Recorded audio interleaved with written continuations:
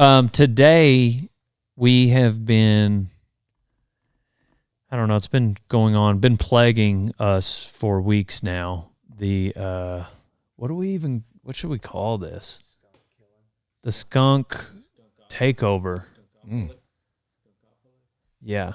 The skunks have been, we've probably had 20 to 25 interactions with skunks. Dang. Y'all trapping them? Yes. Or just shooting them? So we've trapped both. We've trapped 7, and we've shot several, ran over a few, like purposefully. Yeah. It's been crazy. So I got sprayed earlier today. Oh, you did? Yeah, I just changed, nice. And that's why my hair looks a little wet. Oh. So that's what we've been doing. Oh, you don't today. do that for everybody? No. Yeah, I mean, I got it nice for you. I took the shower for you. I appreciate it. Yeah. But yeah, had you not been here, I probably wouldn't have showered. Okay. Well, you don't smell skunk right now, do you? I don't. No. Do you not? No. There was 3 of us that were involved. He got y'all though. Me. Got you. Yeah. Dang. Guess how many shots it took for me to get him? 1. No. Oh. 23. It's better than 24. I think the gun's off. Yeah. The gun was anyway. Would you like a ranch fuel? Sure. We have in the house today Mr. Casey Green. Thank you. Casey Gringo Green. Good friend of mine. We used to ride bulls together. Yeah. Yeah. This is part of the Texas Cowpuncher series. Oh, yeah. Do you fancy yourself a cowpuncher? No. I heard a guy, Jimbo Glover, said one time there was an old man at Wagner's that claimed, he said, I'm not a cowboy or a cowboy's son, but I can hold them up till the cowboys come. And I don't think I can do that either, though. Yeah. Yeah. Yeah, you do seem to have a hard time. Yeah. Yeah. With cows. You know what? I'm just when I was just thinking of your abilities. You're very quiet in the Brandon pen. You sneak in there really easy, and you don't have to swing your rope a lot. You just like 1 or 2 swings, and then you catch. Yeah. And you dally, right? Both. Okay. Both. Because the time specifically that I remember watching, I believe you were dallying. Because it was just enough wraps around your saddle horn that, it's almost like, ooh, is that going to be enough? But it was just enough. Yeah. Yeah. No, I like to tie it on or dally, either one. It don't matter. I just, sometimes them pins are smaller, dally in there, but if there's plenty of room or the cows are in them, didn't sort them or something, I like to tie on and go. But yeah. Watch the poop fly, as Tom says. Yeah. Yeah. Watch it fly. Yeah. Yeah. Yeah. What have y'all been doing today, though, lately? And we've been calving heifers right now. Me and Brew are prowling some together, and then we've kind of split up. Kai and Kyle, they go together, and then Boots and Will go. Nice. And calve out some heifers, and today we were chopping ice most of the morning and riding our colts. We picked our broncs a couple weeks ago. Got 2 weeks on them, so they're going good, and really didn't want to ride one this morning. But, no, it's been pretty slow, but, Have you had to pull any calves? We have. We've had to pull a couple. Really? But for the most part, it's been easy. They're the half Wagoos. Yeah. So, man, they just fall out of there. Really? Like little rabbits, Yeah. But I think the couple we have had to pull were cows been pretty bad. Really? And I think they just wouldn't leave them heifers alone, let them lay down. And anyway, so we had to pull them. Do you think you've lost some to coyotes, probably? I bet we probably have. I bet we have. Will you be forgiven on those heifers that come up open? No, sir. Yeah, no. We typically, like if we have to pull one, we'll bob their tail. That way we know, which, they'll be dry this spring when we work the herd anyway, but we'll bob their tail just so we know that it wasn't really her fault necessarily, if we pulled it and the calf was dead or something. But gotcha. But no, we'll get rid of them. Just work the herd in the spring and get them gone. And then later, like when we wean those calves, some of those cows will get a second try. They'll roll over into the fall herd. Gotcha. And get a second try. And it works pretty good. It's been doing good for us. Yeah. Yeah. Yeah. Dang, it just is there Bruce said they were in Northtown? Mm-hmm. Yeah. Yeah. We got 180 in there. It'd be hard to see the Yodis. It is. Yeah. Yeah. A lot of times now they're. I mean, it'd be hard to see them on a flat country too, but right. Yeah, as rolling as it is, not real brushy, but rolling and try to drive through and shoot some, when we can. Yeah. But I just throw lead at them. They real run off. I can run one off. So I've shot a couple, but I've ran more off. Kind of like how you do with cows. Really similar. Really similar. Yeah. Yeah. Yeah. Get out of here. Yeah. Yeah. Oh, shoot. Man, so I'd love to hear your story. I've, had several Texas Cowpunchers on the series here, and your name comes up quite a bit. So, different reasons, depending on who we were talking to. You're right. Oh, yeah. I will expect that. Yeah. Yeah. Yeah. Yeah. What an idiot. Whatever you do, don't bring on. But I want to start with, how'd you get your nickname?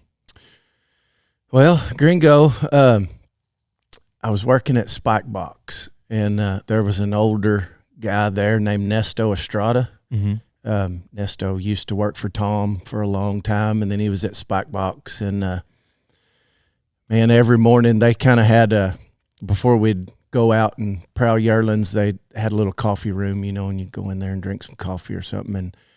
And every morning Nesto would call me Casey Gringo. And he cut his finger off, his pointer finger. He'd roping, cut it off. So he'd point with his thumb, like, we're going to go, all the time. Like he'd always say, we're going to go over yonder. And had an old, real rough voice, but he'd always point with his thumb at me. Morning, Casey Gringo, And so anyway, that's where it come from old Nesto, and it just stuck. That was probably 20 years ago. I guess it'd be rude to poke with the other finger next to your right. pointer. I mean, he couldn't go as far, You just well, but I'm saying. Oh, with the next one down? Yeah. Yeah. Yeah. They wouldn't know where you were pointing, Dale. Right. Yeah, the next one down would be kind of rude. It would. It would. So, yeah, he was probably thinking about that, people's feelings. Yeah. Yeah. He's a very considerate. Yeah. So, a gentleman of a man. Yeah. Yeah. No, he was a cool old guy. That's where it come from. He did it, and it stuck. Where'd you start? Where does your ranching career start? Oh, man, ranching wise, I guess when I got out of high school, I went to work for a yearling guy over in Henrietta. Yeah. Worked there for a little bit, helped him through the winter. And then come spring, that'd have been in 99 when I started. And come spring of 2000, I moved in the bunkhouse at Wagner's. Started there. My girlfriend at the time, my wife now, she was raised there. We were dating, and anyway, I got a job, moved in the bunkhouse, and her dad worked there forever, 51 years, I think. And anyway, got moved in there, and in 2000? 2000, yeah. Yeah. Man, do they keep a lot of what would your job title have been then? So I was on the wagon crew. What they called it. It's different now since it's sold, but back then with the old owners, they had, you had there at headquarters, there was a wagon crew, and that was a wagon boss, straw boss, and then there was 12 more of us. Mm-hmm. 5 of the 12 were bunkhouse guys, and then the rest were married guys, lived on the row in houses around headquarters. And that's where the married guys lived? Mm-hmm, yeah.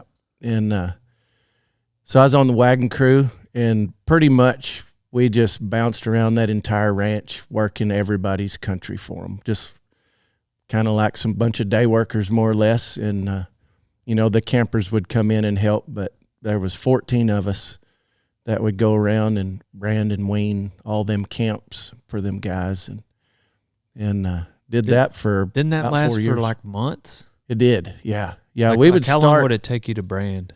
We'd start in April, first part of April. And shoot, I can remember branding up till Stamford Rodeo. So 4th of July, yeah. Yeah, it would take us a while. So since you had a wagon crew, was there, which y'all didn't pull out a wagon? We did in the spring. We would pull a wagon over to Cedar Top. Mm-hmm. That's the far west side of the ranch. Gotcha. And you didn't have to stay. It wasn't mandatory, but we'd pull it over there and eat from it. Cool. And of course, like the bunkhouse guys, we all stayed just because it was cool and whatnot, And a lot of the campers or the other married guys on the wagon crew, the campers really never did stay. They were a lot older. And but some of the married guys would stay, 2 or 3 nights a week and go home for a night, do something like that. Get a break from their wife. Yeah. Sorry, babe, I gotta go. Man, the wagon's out there. It's pulled out. I got to go with it. Yeah, boss says. Yeah.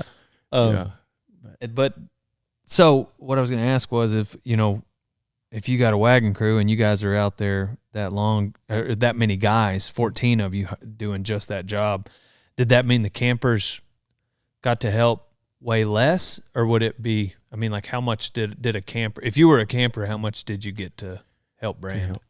So Jimbo Glover, he was a wagon boss, and he would always, he would know where we were going that day or for the week. And if we were working at Four Corners Camp, well, then he'd get the camp men around that camp to come in and help. Mm-hmm. So it might be 3 or 4 extra guys, and plus 34 extra guys. Yeah. Wow. Yeah, 34.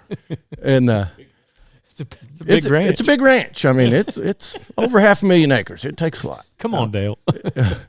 But they would they'd get some help, to come in and help. But like I said, back then, a lot of the campers were older guys, or what I thought was older. Really, in reality, now that I'm probably their age, they weren't that old. But yeah, when you're 18, anybody in their 40s is ancient. Yeah. Old fossils. And but they'd get some. There was a few younger camp guys that liked to go a lot, and he'd invite them to come. But, typically the east side guys didn't really go to the west side. West side didn't go to the segregated. East side. It kind of was. Like gangs. Yeah, Bloods and Crips, just east side, west east side and west side. Yeah. You had to be careful, throwing up signs. Yeah. Maybe get like a brand on your left shoulder. Yeah. That way, let everybody know you're on that west side. Was that your first experience on a wagon? It was, yeah. What was that like? It was fun. Not knowing any different, it was real fun. Like I said, back then too, like really, people had a teepee, but really at Wagner's, none of us did. So you just roll your bed out under the fly and sleep under there, and so we'd do it like that. And then I think I bought my first teepee maybe that fall, and and several others did. Getting rained on a couple times. Yeah, let water come underneath them curtains or something. And wasn't no fun, but yeah, it was fun. It was fun. Moved the horses, with it, and did stuff. But you'd be under there sleeping when he was cooking breakfast. Yeah. Who was the cook? We kind of had some different ones. My father-in-law and his brother, Bobby Daniel and Cotton Daniel, they'd come cook for us. They were campers, but they would come cook for the 2 weeks, maybe 3 weeks that we'd be over on that side, come and cook. And then we had one guy, Lake Kemp's right there in the middle of the ranch. There was a guy one time, Mr. Anderson, that came and cooked for us, and he was a wine connoisseur. I guess that's a big word for me. I don't really know what that means, but he was all right. Yeah. Anyway, he asked me one time. He was a cool old man. Had been to Korea. Just neat old guy. And but he'd asked me if I ever, like wine and stuff, and I was like, yeah, Boone's Farm's pretty good. And boy, you thought I'd slapped his mom. Man, he was mad, like really took offense to that. But he was a cool dude though. But not really a wagon cook. You know, it was new to him, but I bet if you put him inside, he was really good. So you kind of had to learn the rules of the wagon? Yeah. Was that a process was it new for all y'all? Oh, I mean, the older guys knew a bunch, you know, which really, man, at Wagner's back then, there was rules for everything. So, I mean, like they should have issued a handbook when you hired on, like they were shap happy. Oh, did you get a shapping? Oh, all the time. Yeah, man, What kind of they rules? loved it. I mean, of course, you know, your typical don't ride in front of somebody. Yeah. I mean, they had more rules for everything. Don't, you know, if you farted in front of the crew, they'd bust you. Just out in the open? Oh yeah, wherever. I mean, yeah. This was always a funny one, but instigating a shapping was a shapping. But they all did it, and nobody ever got shapped for it that was doing the shapping. But if I'd have done it, they'd have worn me out. Or, you know, us young guys, which I was always, didn't you just instigate that? And you shapped us, so you talked us into doing something that we shouldn't have done. Yeah. And then they shapped us for it, but we should shap you, but of course we didn't. Yeah. Yeah, no. But the farting, I mean, I get under the fly, but out in the open. Oh, yeah. That's yeah. You're right, shap happy. Yeah, oh, yeah, they were. Man, they'd get you for anything. Get you for, like, you know, even driving in a pickup, you know, you got your driver and your swamper, and we had 2 crew cab pickups and a horse truck, like a straight deck is what our crew was in. 14 of us was in them 2 crew cabs and a straight deck. And, you know, if we pulled up to a gate and you were the swamper and I jumped out to go open the gate, beat me to it. We would shap you for that. Gotcha. You know, like you better get out and get the gate. Gotcha.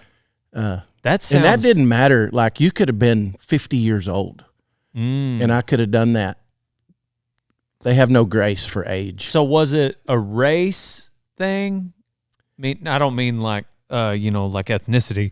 I mean, like you pull up to the gate. Yeah. I mean, you pull up to the gate and somebody's racing to open the door. Oh yeah.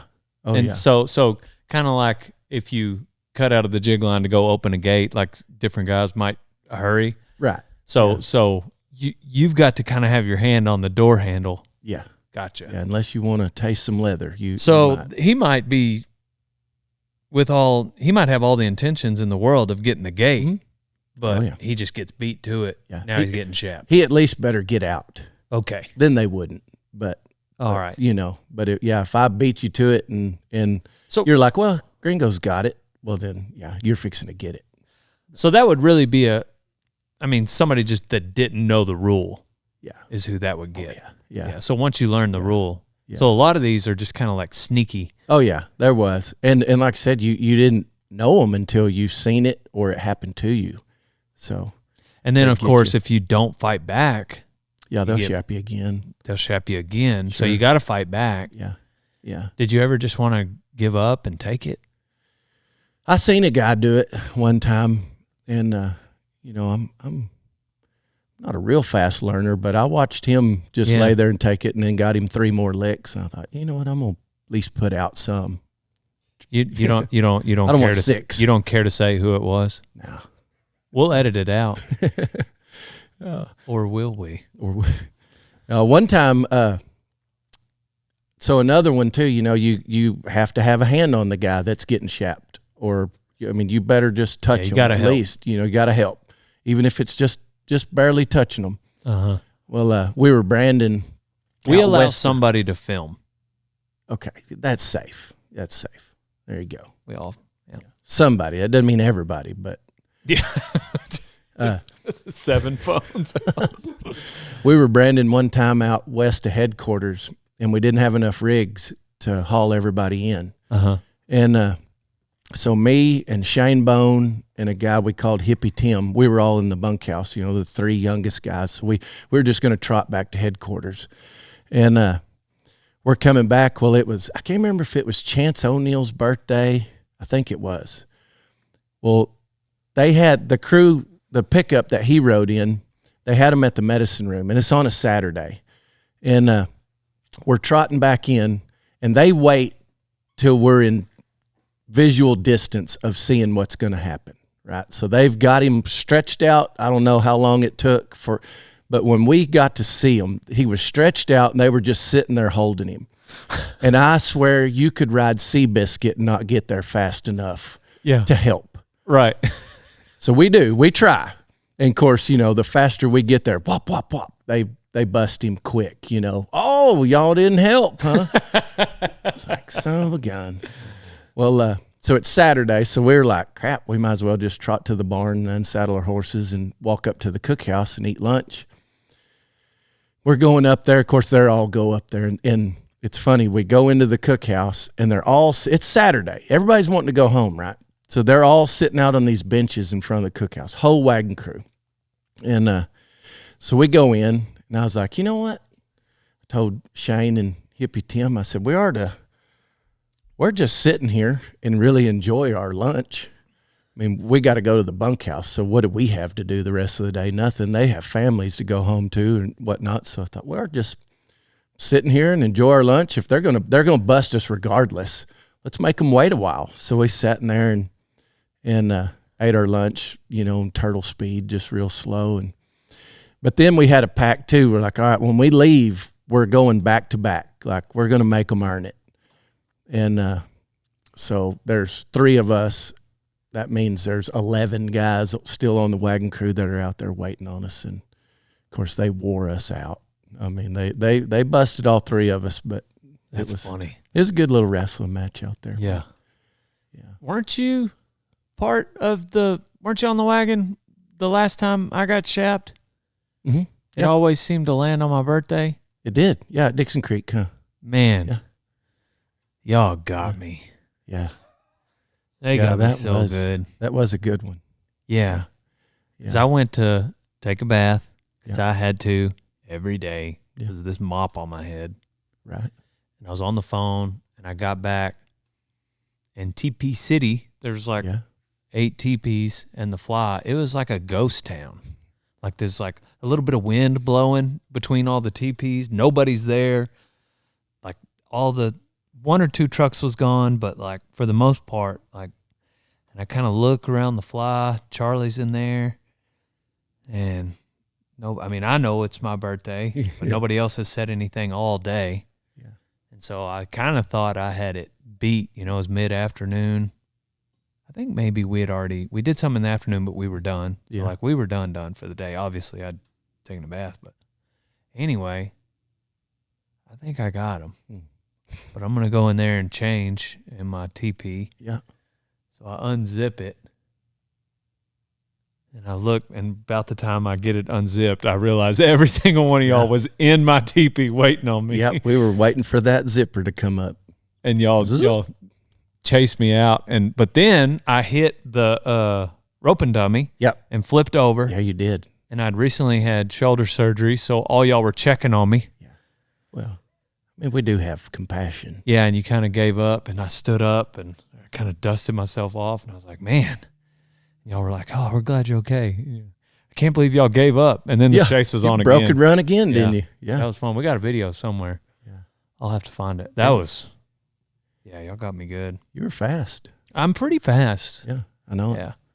I know it. But I do remember seeing your face as that TP came open is what made me think of that. What else did you get shot for? Oh, man. Birthdays, obviously. Yeah, birthdays. Those are hard to keep quiet. My birthday was during San Antonio during the rodeo. No. And, snuck through. But Justin Johnson and Bubba Smith, all the Tongue River guys, they were holding their leggings up, Nobody got teasing you, me with it. No, nobody got me. Thank Do goodness. You feel like, since you're the wagon boss now, that people hesitate? I don't. No. I don't think so. No. We used to. Did Brew just not know? Why didn't they get you? He knew. Well, I didn't say nothing on his birthday. Oh. Yeah. In January. Gotcha. So, and we were together. The crew, we were together, and I didn't say nothing, so he just helped me out. That should be a shapping. I know. If you know. On him, right. Yeah, not on me. Well, what got me was Zach Burson's wedding anniversary. It's my same birthday. Oh. And True always tells him happy anniversary, and it reminds him anyhow. Yeah. But now they move the wagon. They move spring. I hope you're enjoying we're getting too big. Ranch Fuel as you're Anyway, listening to this episode of Rodeo Time. Use code Dale. So what else did do you feel like you learned Drink when you up. first hired on at Wagner? Code Dale. Man, ranchfuel.com. you know, it's funny, like back then, to go back to the Chapin thing. Rock and roll denim is what Dale Brisby uses to spur his bucking bulls. I get the Reflex. Gives me the mobility I need to be the cowboy I am. So go to rockandrolldenim.com, old son. Total Feeds is what keeps the herd powered here at Radiator Ranch. And Total Equine is what I've been giving Boone for 10 years. He's 24 years old and still going strong. You can get it on chewy.com or a dealer near you. They would shap you for so many things, but looking back now, like there was really a purpose for every one of them. You know, like one of them was in the spring we'd spray the cows and calves, you know, and if you didn't spray for at least a second, I mean, as long as if I held it, if you come and took it from me, well then I'm clear, you're clear.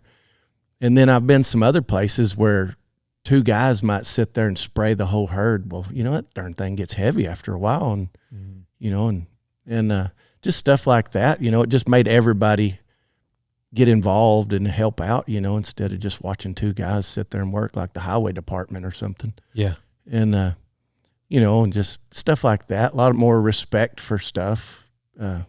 Whatnot. But yeah, it was a good place to learn. Really was. They had so many cows. You know, that ranch was just so big. It was a great place for me to go as a 18-year-old kid to, you know, really learn. And then just the cowboys that were there, you know, they were some of the best that, you know. Who did you work with that first year or two that you are still pretty tight with now? Man, probably Jimbo Glover. He was the wagon boss, and he's kind of like a second dad. I mean, that guy he was really good to us bunkhouse guys, and was patient and taught us, you know, if you were willing to learn, he'd teach you. And then like Chance O'Neill and Justin Johnson, they were a couple, you know, and they were. Oh, he was at Wagner's? Yeah. You know, Chance was raised there. His dad worked there for 50 some odd years too, and Chance was raised there. And then Justin was married and lived on the row on the wagon crew. And, you know, both of them were, I mean, they were probably in their mid-20s about that time, and good hand with a horse, could rope good and stuff. So I just kind of clung to them, you know, pestered them a lot. Yeah. Trying to get them to teach me stuff, and they did. I mean, if you were hungry over there was plenty of people that would teach you. Yeah. And great place to learn. But I'm still, you know, real close with all of them, and a lot of them really. Jimbo Glover and Chris Henry, they're about the only two left from when I was there that are still there today.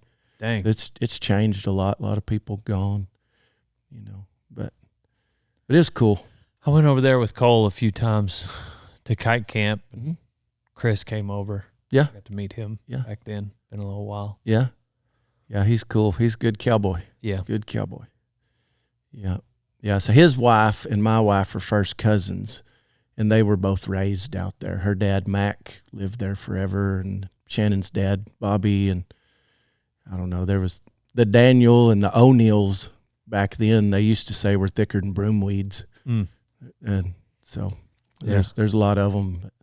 But yeah, it's cool to see, and it's cool to see Chance go back. You know, he's living there at that Cowan camp where Cole lived, and like I say, Chris and his family are still there. So it's neat to see it. You know, it's still kind of keeping on that family tradition. Yeah. Yeah. How long were you there? The first time, almost 4 years. Yeah, I've worked there twice. Okay. When I left there, I went to Pickett's in Seymour, the Yearling deal, and worked there for a while. And that was fun. What took you back to a yearling deal? Man, just really at that. I didn't mean to say it like that. Right, yeah. Took you back to yearling. Yearling deal. Why in the crap would you do that? No, they're just a bunch of good guys that worked over there, and you know, you always look over the fence and it looks greener. Right. Just wanted to go learn and be around a bunch of guys. I don't know. When I was younger too, I thought the more places you could go and work and learn, more country you could see, more cowboys you'd be around, you know, the better you would be. And I didn't leave Wagner's because of any one reason. Mainly it was just wanted to go be See around the world. see some more stuff. Yeah. So I went over there and worked through a winter, part of a spring, till we shipped, and then I left. But it was good. Get to do a lot of roping. Lots of roping. I had they had that feedlot, you know, which I can't remember. It was like 5,000, maybe 6,000 capacity in the yard, and then had yearlings on wheat everywhere. And I had country from Seymour to Alney. I think I had like 36 separate wheat fields that I took care of. Mm-hmm.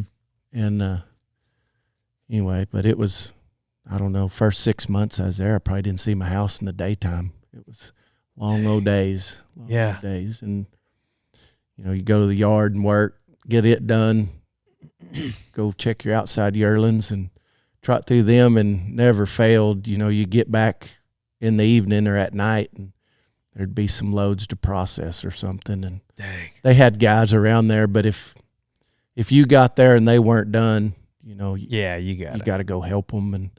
And it wasn't every day, but it was a lot of days. Yeah. And but it was a fun experience. You know, it was a lot different from the deal I was at right out of high school.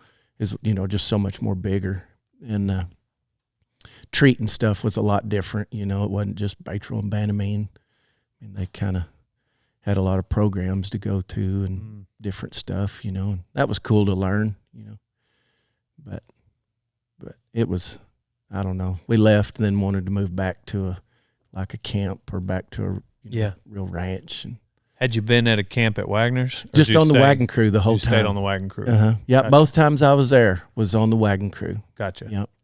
Yeah, the first time I was there, man, them campers never left. So it was hard to get a camp at Wagner's back then. Just them old campers stayed forever, you know, and I admired that. I thought that was really cool. Kind of said something about the place to me, you know. It's a good place to work. Nobody left. And Right. you know, the bunkhouse kind of rolled in and out, and some of the married guys on the wagon rolled in and out, but camper wise, it was hard to get a camp there. Just didn't come open. What about after Seymour? Is that where he said it was? Yeah, Seymour. And we left there and went to Beggs to a camp over by Post. And it was a cool ranch, good horses, really neat place. And didn't stay there very long. We were there for about 6 months and then moved to I like how you, great horses, really cool ranch. Yeah. Didn't stay long. We didn't stay too long. Yeah. You're so positive. Yeah. But it was fun. Got to be around some cool people when we worked there, but left and went to Spike Box. So here we go, another yearling deal. It just that was fun. Had a lot of, you know, big old wheat fields and good horses, and some you could cows. have some personal. Yeah, we did. Had some cows, and so we got to brand and wean, and of course, I mean, there was just yearlings everywhere. I had 2 fields, CR and Horseshoe.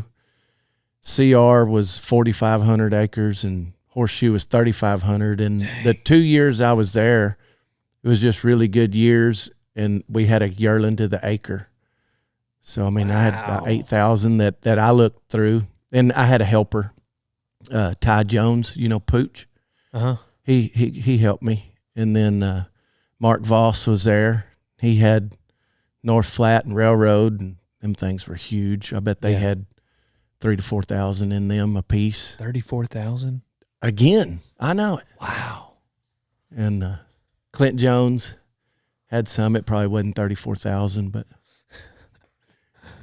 there was a lot of yearlings. It was fun, but then just had a good crew of guys. Lanham Jones was the cow boss.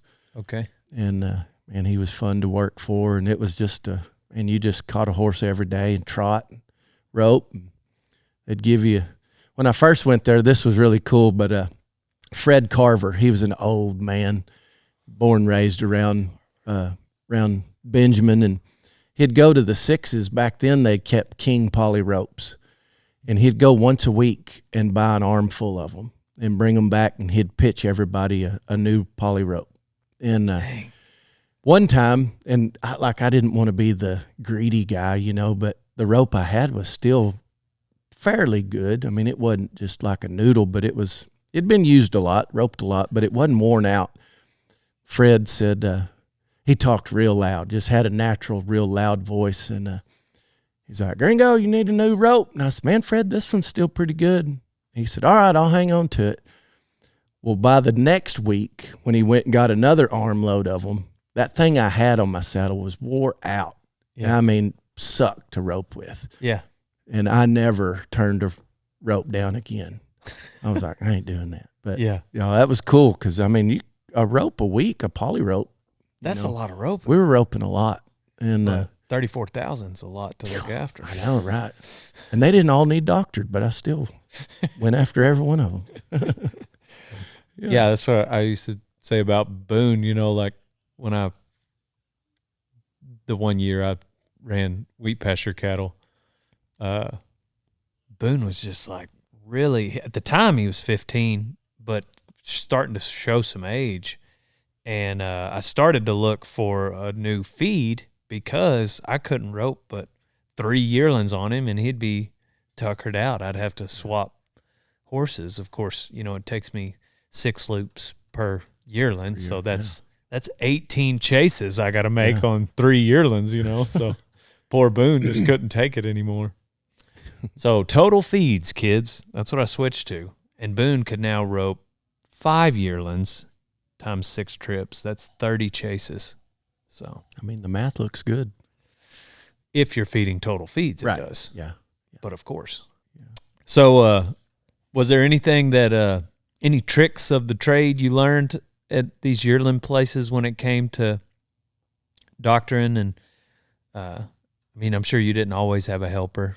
Right. Yeah. Did you mature or change or learn any which ways? How did you bust them all and stay tied off, or how did that look for you? Man, it was, like their pickets and spike box. I mean, we'd have, they'd come in all kinds of different weights. You might have some 3.5, 4 weights, or you may have some 6.5, 7. And one thing I did, and an old guy told me was Nesto Strata, but them lighter Kevs, doctoring them, I had I've always hated like saddlebags on my saddle, and I just don't like stuff on my saddle. It's just heavier and in the way, And so I went to Walmart and I bought a camera bag, and you could fit like a bottle of Baytril and Banamine in it. Pack. It's cooler if you say camera bag. Okay, cool. And it went around your chest too, So you could rope with it, but Nesto told me like a long time ago he would doctor them standing up, and now don't get me wrong, there is a certain weight that you need to quit doing that, and I found out, they come up the rope, muck you out, but them 3.5, 4.5 weights, I just neck them. I'd draw my stuff up, beforehand and have it in just one of them little pouches and go rope them, and then just when you're walking back to them, and I just give them a shot in the neck, chalk them down their head, and then just strip my rope off. And that was fun, by yourself. And of course, man, having to bust them and tie them down, and it's a lot of work. Yeah. And I mean, it was fun, but it's a lot. And but man, made some good horses doing that. Mm-hmm. I think some of the best horses ever made come off of yearling places. Just were you able to have outside horses at Spike Box? Mm-hmm. Yeah. That's what they raised some. They had some horses they raised, had a bunch of old Quinn Sabi mares, Fultons. Was that one of the more attractive parts of doing a yearling deal, because you could make a really good horse and swap him for some money? I think so. It seems like a pretty, especially if you can make a horse and get paid to do it, that's when you can really come out ahead, I guess. You bet. Yeah. Yeah, it dang sure helped. I mean, when I went to Spike Box, I mean, I was day working. I was like a full-time day worker. And I think when I started, we made $65 a day, 7 days a week. So, I mean, I don't know the math, but that's not much. Yeah. And, you know, to have some outside horse, be able to ride outside horses or sell some of your personal ones later. Yeah. It definitely helped, you know. But they raised some good ones. Big, stout, tough, just good horses. But $455. Oh, it took me forever. how much? $455? $455, I think. Dang. Isn't that 7 times 65? Yeah. Sounds good. Checks Yeah. out. Yeah. I didn't hear anything you said after that, Yeah. by the way. You were blinded by the I was blinded by the poorness. calculating. Yeah. Well, no, I was trying to just do the math. Oh, you were? Yeah. Yeah. I'm Well, you pretty did good. at it. Yeah. Yeah. Yeah. But that's not bad. What does that No. come out to? Times 4.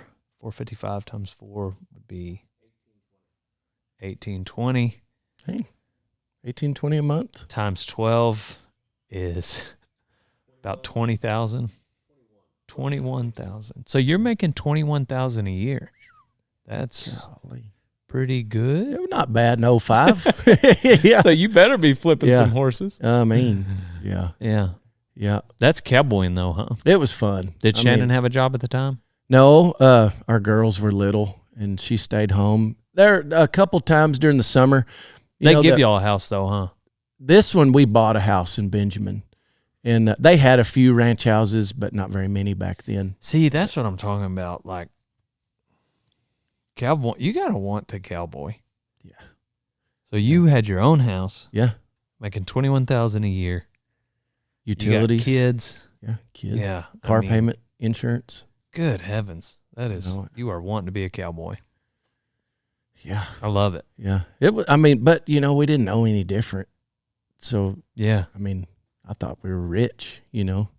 I mean, we had what we needed. We kind of skirted over the fact that you're working 7 days a week also. Yeah. It's not the most cake job in the world. Yeah. No downtime. What time did you get home in the evenings there? Well, you know, in the winter, I mean, it was always dark because it gets dark early. But, you know, in the summertime, I mean, 5, 6 o'clock, you know, usually. Your own pickup and trailer? No, they furnished a pickup and trailer. Yeah. Yeah. They'd let me drive it back from the ranch into town. Getting beef? Yes. Yep. So that helped a lot. There was some perks there were some there. perks. Yeah. Yeah. I'm not trying to throw rocks at Spike Box by any means. I'm just No, it was. essentially there's just what does it look like to be a cowboy? Yeah. And that was Yeah. Yeah. Yeah. I mean, you definitely had to want it, you know, and then, but man, the crew of guys I was around, you could have cut that pay in half. I still would have stayed. I mean, yeah. it was just fun. I mean, we rode and rode and rode and roped. Pull and any just, pranks? Yeah.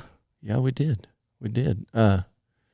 One time I took care of, they have a ranch right west. It's north of Tom's entrance called the Ross Ranch. Real rough country. And Was Griffin or something? What's that say over the gate? But real nice place with the rocks. no, that's a little bit further west of there. Okay. But it was called the Ross Ranch back, I don't know, a long time ago. Gotcha. Ross family owned Sorry, it. But I didn't mean to interrupt.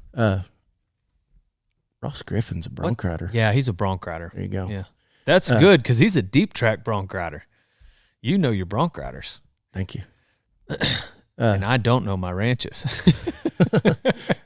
The Ross was rough, cedar breaks, you know, kind of like the east side of Big River. Just, I mean, rough. And they turned out big Mexican steers up there, and I had 1,800 that I'd look after during the summer. And we were back in there getting rid of some, kicking them into some traps. Well, there was a little hunting camp. Oh, it was way back off in there. And they had these like dog kennels. They were, you know, them blue plastic barrels. Mm-hmm. So they had them like mounted. They're off the ground, but had them mounted on this like square tubing come out of the ground. Just had them bolted into this square tubing so the dogs have to jump up in there and they could sleep.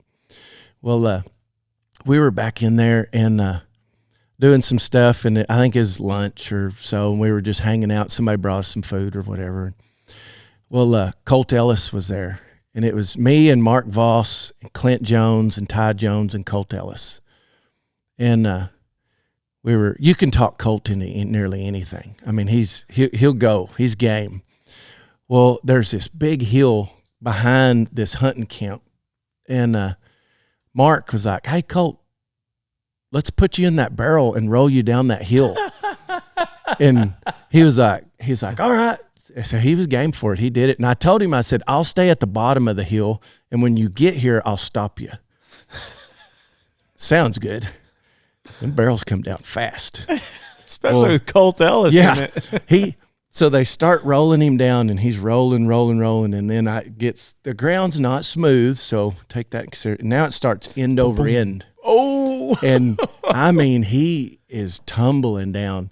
Well, he gets close to me, and that barrel, I'm like, I get out of the way. That thing's going to smoke me out. Of course, he rolled on. It felt like 100 yards. It was probably nowhere near that far, but he rolled, and man, it kind of banged him up. It kind of hurt him a little bit. And didn't break nothing, but he's like, "I thought you were going to stop it." And I was like, "Dude, you were going way too fast. Like, man, I'm here to help you, but you shouldn't have got in that barrel. You did that to yourself. Come on." Yeah.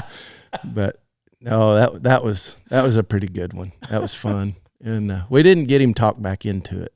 We tried, but all right, if we do this other direction, it should work better. If you scoot over just a little, it looks smoother. That sounds like Mark. Oh yeah. Yeah. He sounds like he just wants to like get people in trouble or like just really anyway. Yeah. Oh yeah. There were a lot of pranks. Back then. Yeah. It was fun though. How long were you at Spike Box? 2 years. What about any wrecks? I mean, that's a lot of wide open running towards yearlings. It was. Some of the funnest stuff was later going back after we shipped and picking some of that stuff up. And that was a lot of fun. A lot of their cow pastures, them fields neighbored, so a lot of them steers would get out and shoot, man. There'd be some, of course, a Mexican yearling in America, he might be 2 or 3 years old, but he looks like a yearling to us, I mean, there'd be some down in there 3, 4, 5 years old that have just gotten in with the cows and slipped off. That was a lot of fun, getting to clean stuff like that up. Mark had a lot of country down there that had them in there, a lot of big Maverick bulls and stuff. So getting a lot of that was pretty wild. Yeah. A lot of fun. The Mexican cattle weren't bulls though. No, they were all steers. Yeah. I'd say that would be problematic if you had one of them. That would be that'd really mess up a calf crop. Yeah, right. Yeah, they would. But I mean, big old Maverick bulls and big Mexican steers. I mean, they were big and pretty salty. They could drift. Any wrecks though? Man, I don't remember seeing any wrecks. I mean, occasional horse might fall or something, but I don't remember anybody really getting hooked or nothing like that, Just all top hands. Well, I was on the back, I didn't get to rope much back then. All them good guys were up there. You guys go get them. Yeah. I'll go get the trailer. Yeah. It was fun. We used to, there was a field there called Wild Horse. It's right off the highway. When you pull, like, where Spike Box is, right? Mm-hmm. You pull down that lane to go down there, there's a Wild Horses right there on the highway. And this sounds crazy, but there was some cedar brake country in there, and you could trot through there, have yearlings, to go prowl and never see these steers, these big yearlings or big steers. I mean, like I said, they were 3 or 4 years old, and you could prowl through there all day long, never see them. And then come out of an evening, they're kind of like deer, come out on the edge of them fields, and you could see them. And so anyway, we got driving. Yeah, like I'm going home. Who's that? And then wild horses and horseshoe, but there was several. So we'd go back and catch our horses and slip around and come out through them trees. And I mean, if there was 4 or 5 of them, we'd get a couple. 45 is a lot. Still, I mean. And I know out of 45, we just get a couple. Yeah. That's not very good odds, but That was fun. That was fun. But they would just come out at night. And I mean, you could trot through there during the day and just, we'd found some before and you just find them laying down. I mean, their head just flat on the ground, just laying there still. You know, their eyes might move. It was cool. That is neat. It was neat. I hope you're enjoying a ranch fuel as you're listening to this episode of Rodeo Time. Use code DALE on ranchfuel.com for 15% off, old son. Drink up. Use code DALE on ranchfuel.com. But no telling how long they'd been in there. Yeah. But it was wild, though, because like I said, you could be in there all day and never see them, but come out at night or, you know, almost night, and then they'd go out and graze. Golly, they're big and fat. I bet. Pretty. Yeah. Where'd you go after that? Pitchforks. Yep. Mark left Spikebox and went to Pitchforks. He got Wagon Boss job. James Gulfson went down to be the mareman, and Mark got the Wagon Boss job. And then, I don't know, it was a few months later, a camp at Pitchforks come open, Red Hills, and Bob hired me. And thank goodness Mark was there. He put in a good word for me and got on. I'd tried to go there 2 or 3 times. And anyway, finally got a job, went to Pitchforks. Yep, lived over at Red Hills, and that was cool. First official camp job? Yep. Beggs was kind of, I mean, it was kind of a little headquarters, but I was the only guy that lived there. Yeah. But yeah, sure enough, just camp, just my house and a horse pen and horse barn. I mean, sure enough. Yeah. So that was a good introductory to Beggs, maybe to now your official camp job at Pitchfork. What was day-to-day life over there over there? Man, it was good. It was fun. Just, you know, just prowl. I mean, it was another one of them just horseback jobs. You know, your typical keep out mineral, work on fence, ride your colts, you know, prowl and do stuff. But like water and windmills, we didn't have to do any of that back then. You just turn it in, get on the radio and call it in. They had a full-time windmiller that'd come work on stuff. So, I mean, we just got to ride pretty much. And so you would prowl even just you'd prowl all your country pretty much all the time. Mm-hmm. Yeah. What did you do? How'd you learn your country when you first got there? Just take off on a fence line? Yeah. My first day, I started September 1st. My first day was the first day of fall works. Oh. So I moved in the weekend, kind of week later in the weekend before we started working. And Mark come over and we drove around for a little bit and kind of showed me some of my pastures. Here's your horses. You know, here's your horses. There you go. And start riding on Monday. Yeah. See you at the barn Monday morning. And so really I learned some of it just like on Saturdays and Sundays when we weren't working. And then when we went to my country, of course, at that time, you know, I mean, I didn't know how big everything was. So Mark led the drives over there and stuff and packed me around. That's how you kind of might have got to learn some of it. Mm-hmm. How were your horses? They were good. Had some young ones that I really liked. There were some older ones there that kind of went through. I really didn't get along with. But back then, the headquarters Remuda, they had a bunch of horses, and so I got to swap, you know, for some that weren't getting rode or something, and got some younger ones then. And but man, I liked them. They raised some good ones. I liked them. Do you think guys trade away horses before they leave a place? How much swapping do ranches really? Oh, I mean, yes, it happens, but I don't think much. Yeah. I mean, it's kind of, I feel like it's frowned upon, you know. Yeah. To just do somebody like that. Are there a lot of places that? I mean, do they try to police swapping horses much? Yes, they do. Yeah. Places do. Yeah, you know, I've always when I was at Wagner's back then. That first time there was no trading. Really, they didn't want you. The manager Weldon Hawley, he didn't want no trading, and you picked them, you ride them. Yeah, and, you know, and it was fine. I mean, that worked out good. Occasionally, some of us on the wagon crew, you know, if you had one, I had one, we might just. I ride yours, you ride mine. We'll call them for the day. Yeah, and you know, and might have not have been on paper, Yeah. that we really physically traded, but I'd just ride yours, you could ride mine and whatnot. But that happened a little bit, not much, but some. But yeah, I mean, typically, whoever I worked for, if me and another camp man, say at Pitchforks, if we wanted to swap some horses, well, I'd call Mark and be like, hey, are you cool with this? I mean, if not, then we won't trade. But if you are, and he knows about it, ultimately, the wagon boss was kind of in charge of them anyway, knowing where they're at and whatnot. So I'd always ask, if they cared, and typically they didn't. I could definitely see why somebody wouldn't want just an entire string to be different. Somebody, your manager ride up or wagon boss ride up, and you've just got a whole new string of horses because you're just swapping everything. But right. I've heard different guys say different things about it. Yeah. I'm sure each ranch though, kind of you're expected to start new horses. Mm-hmm. Yep.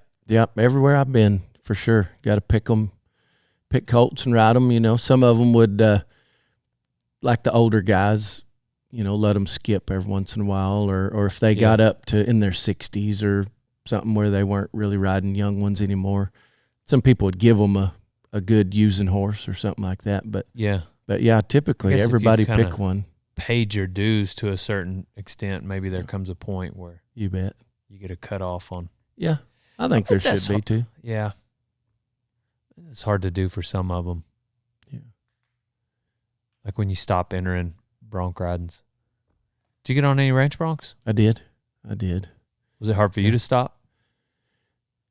Yeah. Well, so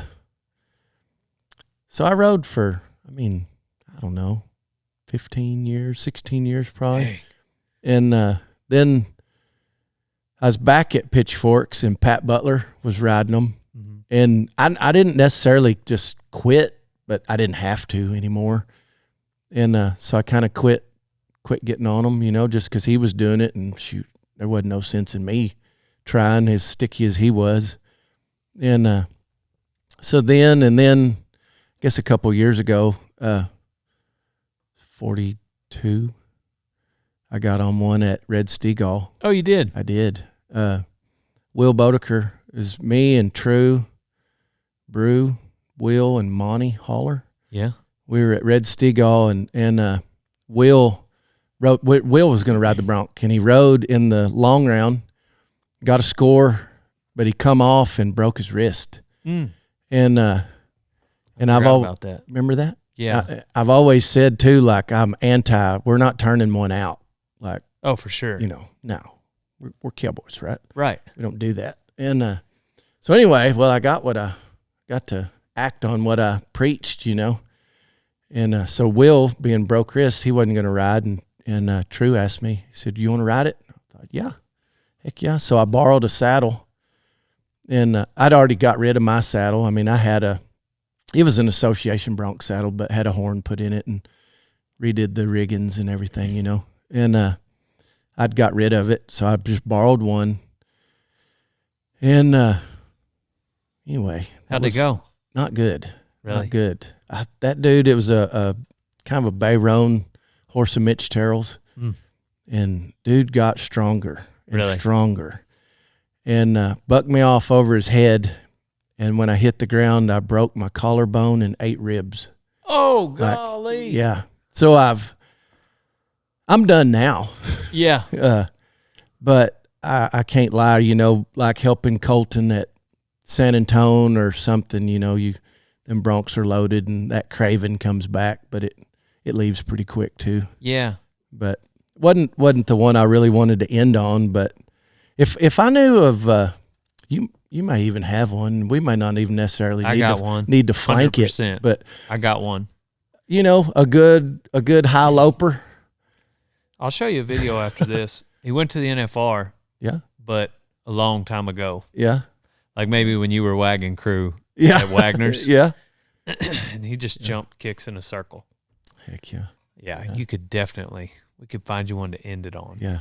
Yeah. Yeah, I wouldn't even mind one, if the flank trip fell off and it was just a nice We lope just with a hang it left on him. lead. So we just Oh, set really? the flank on him. We don't pull it. Uh-huh. If we pull it, he does have a much different trip. He will. Yeah. But he makes a circle about the size of this room, and then he just sucks up to the pickup man. Loves a pickup man. Yeah. So we love him for guys' first rides. Mm-hmm. The new guy that works for Wakefield, he calls corn nuts. Uh-huh. He came and got on him twice the other day. Yeah. But yeah, if you ever get a wild hair and you want to. Yeah. Because ending the way I did, not how you want to go out. Yeah, no, for sure. You know? No. Yeah. Shannon might think I was about to say, you'd have to clear it with Shannon first. Yeah. Yeah. You're going to what? Right. Yeah. What about you? Any of your colts that you picked, your broncs, they haven't tried you? No, they haven't. I'm a little older. Might run them around a little longer. Uh-huh. Yeah. Yeah. But no, they haven't. They haven't. There's been good broncs to start. Got along good with them. You also know enough about the lineage of some of these mares that you can probably pick some gentle ones. You bet. Yeah. Don't hurt nothing. I don't feel like any of them really have a reputation for being bronky anyway. No, sir. No. I mean, heck, I think Kai's colt this year, he had won his second pick. He humped up just a little with the first saddling, but that was it. Yeah. I mean, these were the easiest group of colts to start that I've had in a long time. That's awesome. Like, been fun. Kind of makes you wish you want to pick 2 or 3. Yeah. Yeah, dang, if they're going to be this smooth about it. You bet. Yeah. What, dang, we got off on a tangent. I don't even remember where we are in your story. You left Pitchforks. Yeah. And you learned your country. Yeah. You're at Red Hills. Yeah. What was that part of Pitchforks like? So Croton Camp, it was all a Croton Camp country, but the house down there was kind of old, and they just put a new house in Croton Camp country, kind of on the southwest side, and they just named it Red Hills. There was I think there used to be up on top of the breaks, there was a little old schoolhouse, not on the ranch, but a little bit west of there, called Red Hills. And, where would it border on the sixes? So Red Hills didn't. It was between, like you would go around to it between Spur and Jayton to get to it. Gotcha. And then, so it was a southwest corner of the ranch. Yeah. Gotcha. But, lived there for a little over 4 years, and awesome place, man. One of my favoriteest ranches ever. I just loved it. Bob was awesome to work for. And he retired and left us. And but was a cool place. Good crew. Pulled the wagon out, stayed a bunch. I think one year, Mark was already gone. Mark had left and went to Spires. And Bones become wagon boss, Cody Taylor. Mm-hmm. And we pulled the wagon out. Mark pulled a spring wagon out every year, and then Bones pulled it out. We pulled it out a spring and a fall. I think we were out for 4.5 months that year, and that was fun. Just went everywhere horseback. I think Bones had a pickup, and the cook had a pickup. Elmo Adams, him and Gerardo, they had a pickup to get in and out of, but everything else was, move the horses and camp and everything. It was cool. It was a lot of fun. The whole time. Yeah. You go in on Sundays or anything? We'd go in on Friday evenings. And then go back on Sunday. We'd go back, a little after lunch or so, 2:00, go back to the wagon on Sundays. 4.5 months on the wagon? 4.5 months. Yeah, it was 2 months in the spring and 2.5 in the fall. 2 months? Yeah. I thought it just took them a month. No. It was. Golly. It was good. Yeah, it was fun. That's a lot of springtime. It was. A lot of fun. Yeah. Yeah. Oh, it was good. Went everywhere, trotted everywhere, moved the horses, drove them everywhere. It was cool. I don't know, probably had 6 or 7 different spots where we camped. 67 spots. I know. Can you imagine? That's a lot of moving the wagon. It's like every day. I'm tired of setting this fly up. Yeah. Who was the cook there? Elmo Adams. Elmo was a cool old guy. He worked at the farm camp. Him and Gerardo both farmed over there, and then cooked for us. And, neat. Yeah, they were good. I mean, real good cooks. And Elmo used to get in some of them competition cooks, like at Abilene, and then cooked for us at Wichita Falls at the Ranch Rodeo, and Abilene at the Ranch Rodeo. He'd go set up at Stanford, cook, and then Wagon cook-offs and stuff. But nice. he was real good. Yeah. My mom won one of those cook-offs. When my dad was at the Pitchfork, the year they won, my mom also won the cook-off. I mean, she at wasn't. Wichita? Yeah. Yeah. I don't know what it was. She wasn't their cook during the year. Mm-hmm. So, but anyways. Yeah. I forgot about that. That was always My mom fun. winning that. Going up there and, during the Ranch Rodeo. Right. And all them wagons out there and them guys cooking. And yeah. That was cool. Yeah. So at then Swinson's? Yep. Yeah, we left Red Hills, and so Mark had moved, got the wagon boss job at Swinson's, and we left Red Hills and went there at Stanford. We lived at headquarters. And I guess me and Mark were at headquarters, and then Stoney Jones was at Taylor Camp, and Carol Jack Lewis was at Throckmorton. Was Stoney, he had been at Pitchfork same time as you, right? This would be after Swinson's. But he was at.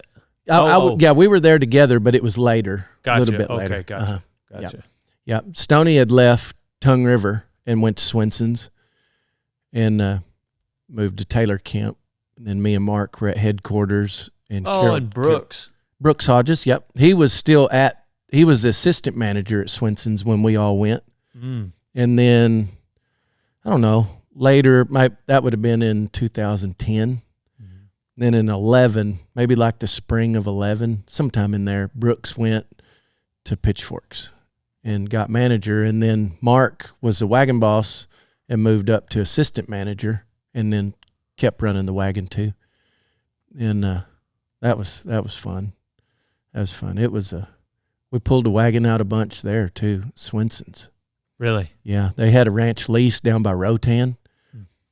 I swear, I think we were camped down there for 2 months. It seemed like forever. I think it was about a month, 3.5, 4 weeks. Yeah. Camped down there, and it was fun, Of course, that was 15 years ago, so yeah, 28, 29-year-old me, I couldn't get enough of it, Right. Now, I'd hate to do it again today, but yeah.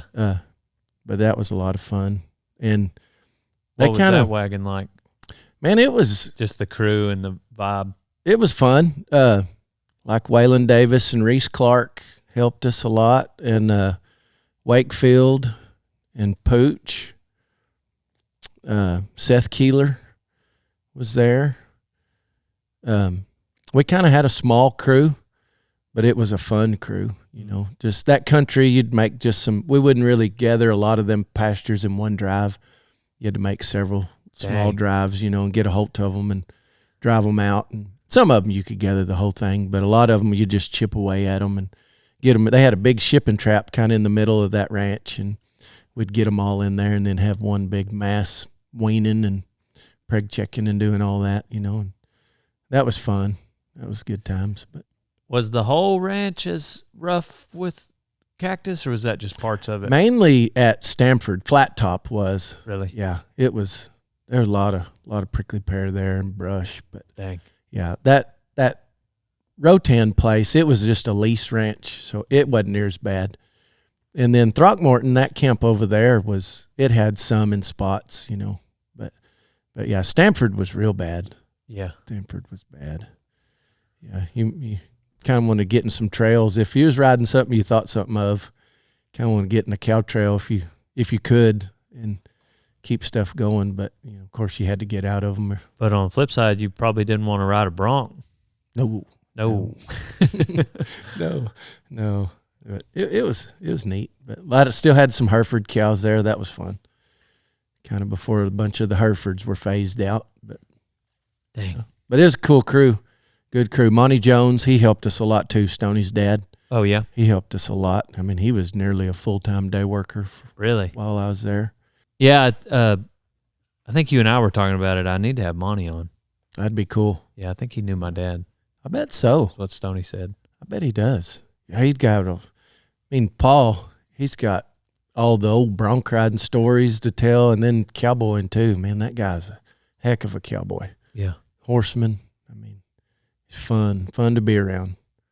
How had your horsemanship grown come to this point in your ranching? Man, a lot. So growing up, my dad was a horse trader. So, I mean, all we had were bean heads in and out. You know, anything good went fast. Anything that wasn't really fun to ride, we had to ride until they left. So growing up, we did a lot of that. So I was able to learn how to get by a lot of stuff, you know, and do it that way. But then leaving home, getting to work around like Jimbo Glover and Brian Bateman, guys that were really, Chance O'Neill, you know, that were really good horsemen. That helped a lot, you know. And then, of course, later, like Mark, I mean, that guy's a wizard with one. I mean, he can get horses to do stuff that it's unbelievable, you know, and Stoney and Monty. I mean, so it helped a lot. I mean, it made a big impact on me, you know, just watching them and learning from them. And, you know, something me and Mark would do a lot, like at Spike Box, but he'd ride one and, you know, I would be impressed with it. And we'd just trade for a minute. Here, you ride mine, I'll ride yours, you know, and you kind of, to me, you can learn a lot just by the feel of a horse moving that way, you know, and then if you can get one to do it, that's kind of how I learn. And be like, oh, that's how he gets them to do that or something. And yeah, but being around them guys, I mean, just, you know how it is. You're around somebody, especially good ones like that. I mean, you're going to pick up on it if you're paying attention. And so it seems like these days there'll be some young guys that, you know, they got horsemanship type background or maybe a foundation. They grew up around it, but then they might even go, you know, learn something here or there, work for this horse trainer, go show horses, whatever. And before you know it, you got maybe a mid-20s cowhand that like is a wizard, like you said, with a horse. Whereas talking to Tom Morehouse, he was saying he was married. It might have even been his second marriage. I can't remember the story where he, you know, she said, yeah, that horse changes leads really well. And he didn't know what she was referring to. Like he was old enough. But it was more about just getting the job done, you know. And I guess I'm curious, in your years of ranching, like, were you around a lot of maybe old timers that didn't quite have, you know, they've got the cow sense and they can get the job done, but maybe it, you know, the horsemanship side of things wasn't quite their focus as it is some guys today. Oh yeah. I don't know. I'm trying to say that with the most respect possible, right? You know, because I don't want either of those groups to make it sound like I'm saying one's better than the other. Sure.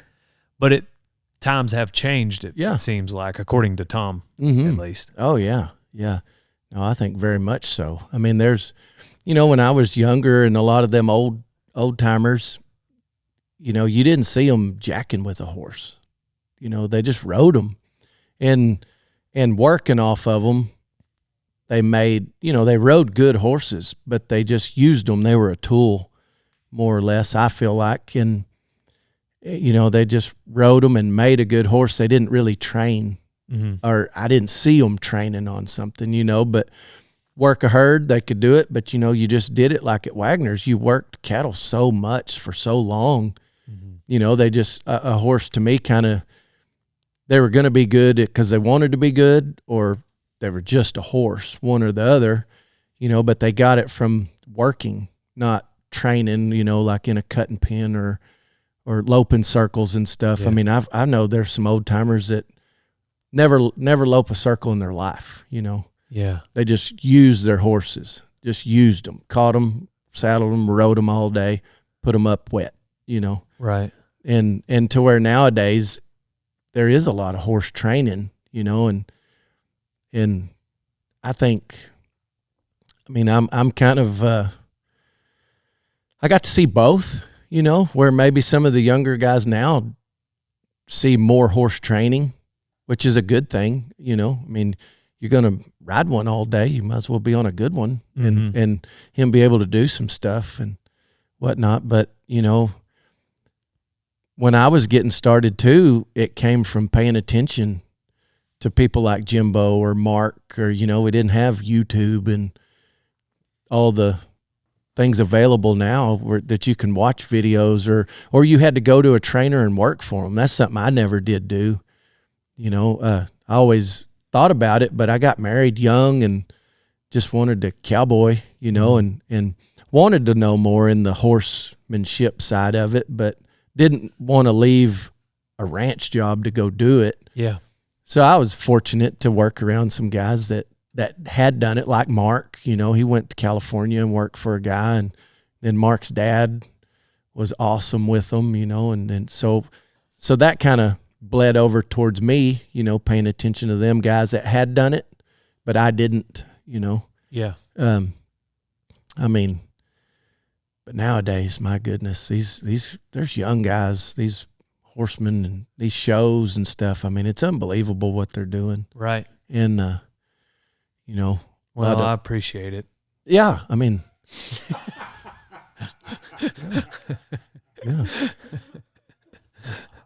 Yeah.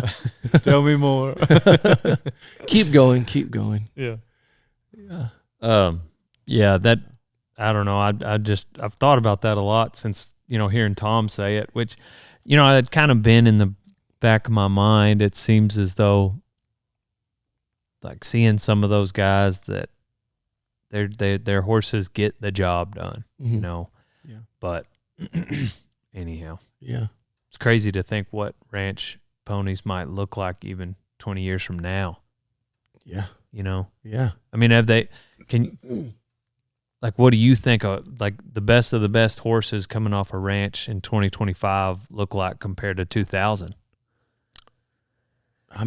Is there a noticeable difference in your head?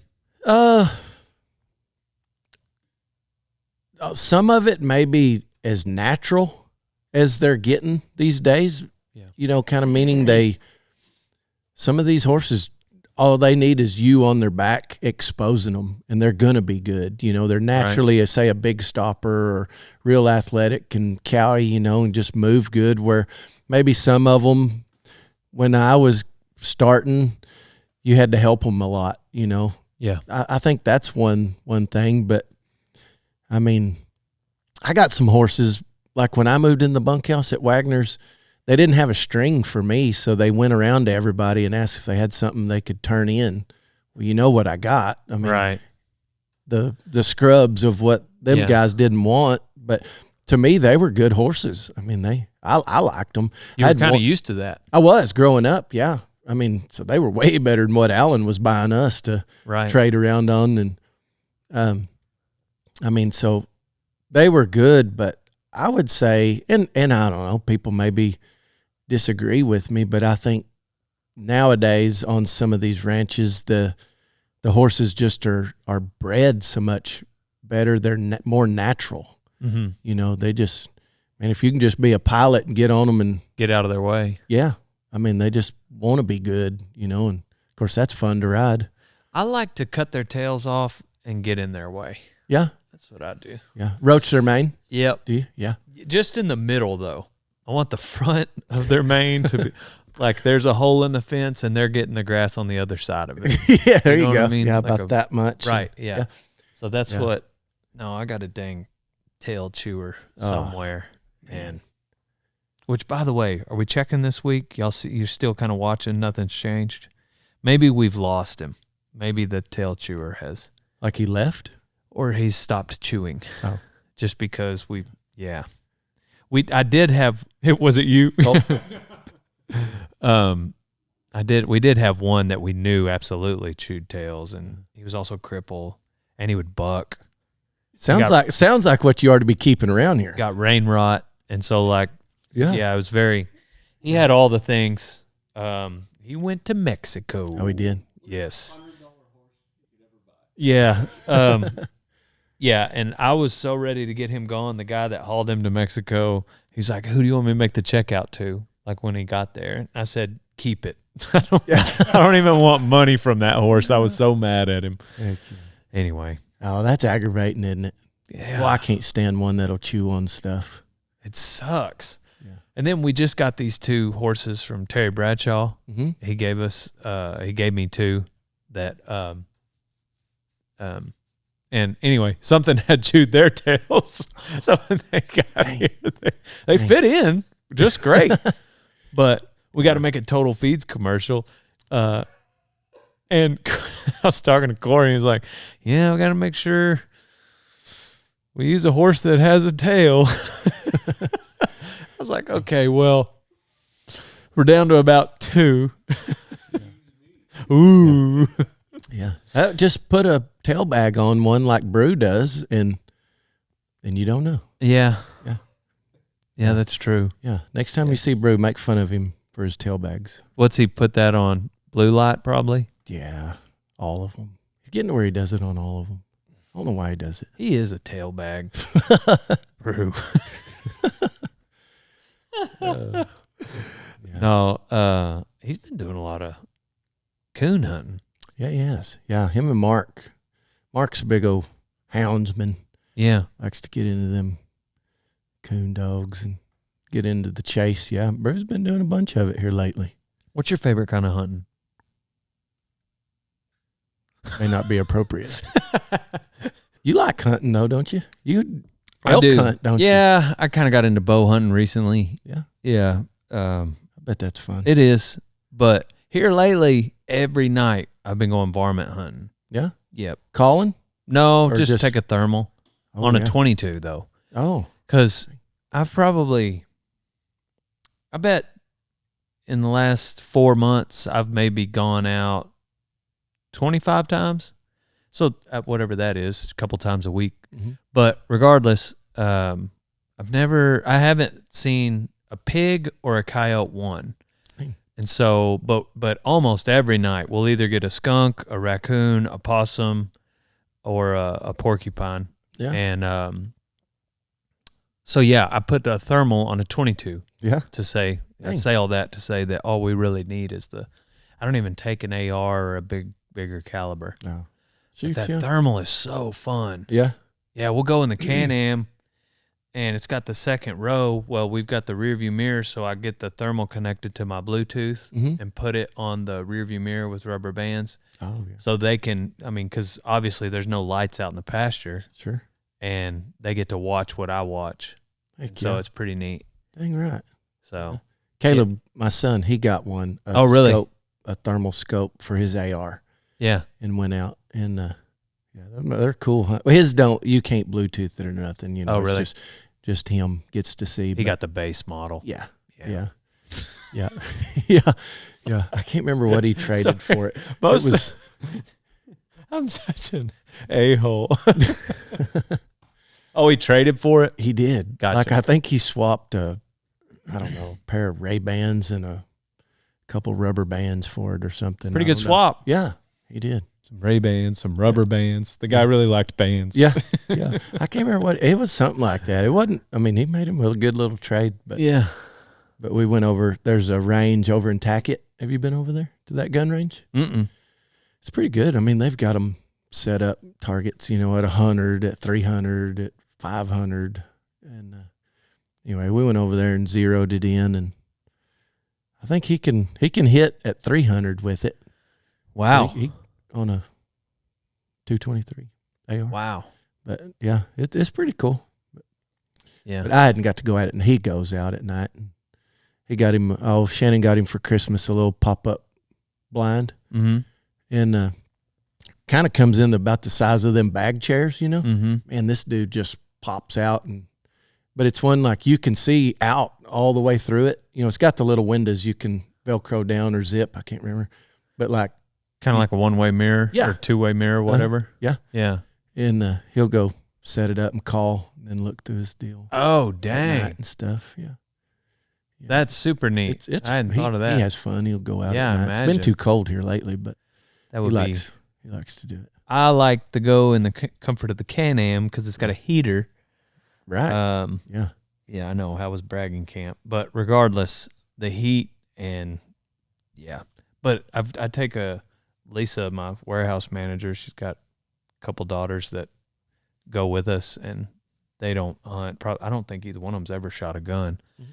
But, man, I take them out, and they are glued to that little screen. It's just so fun. It's like watching a video game. But where are we? We at Spike Box? Swinson's?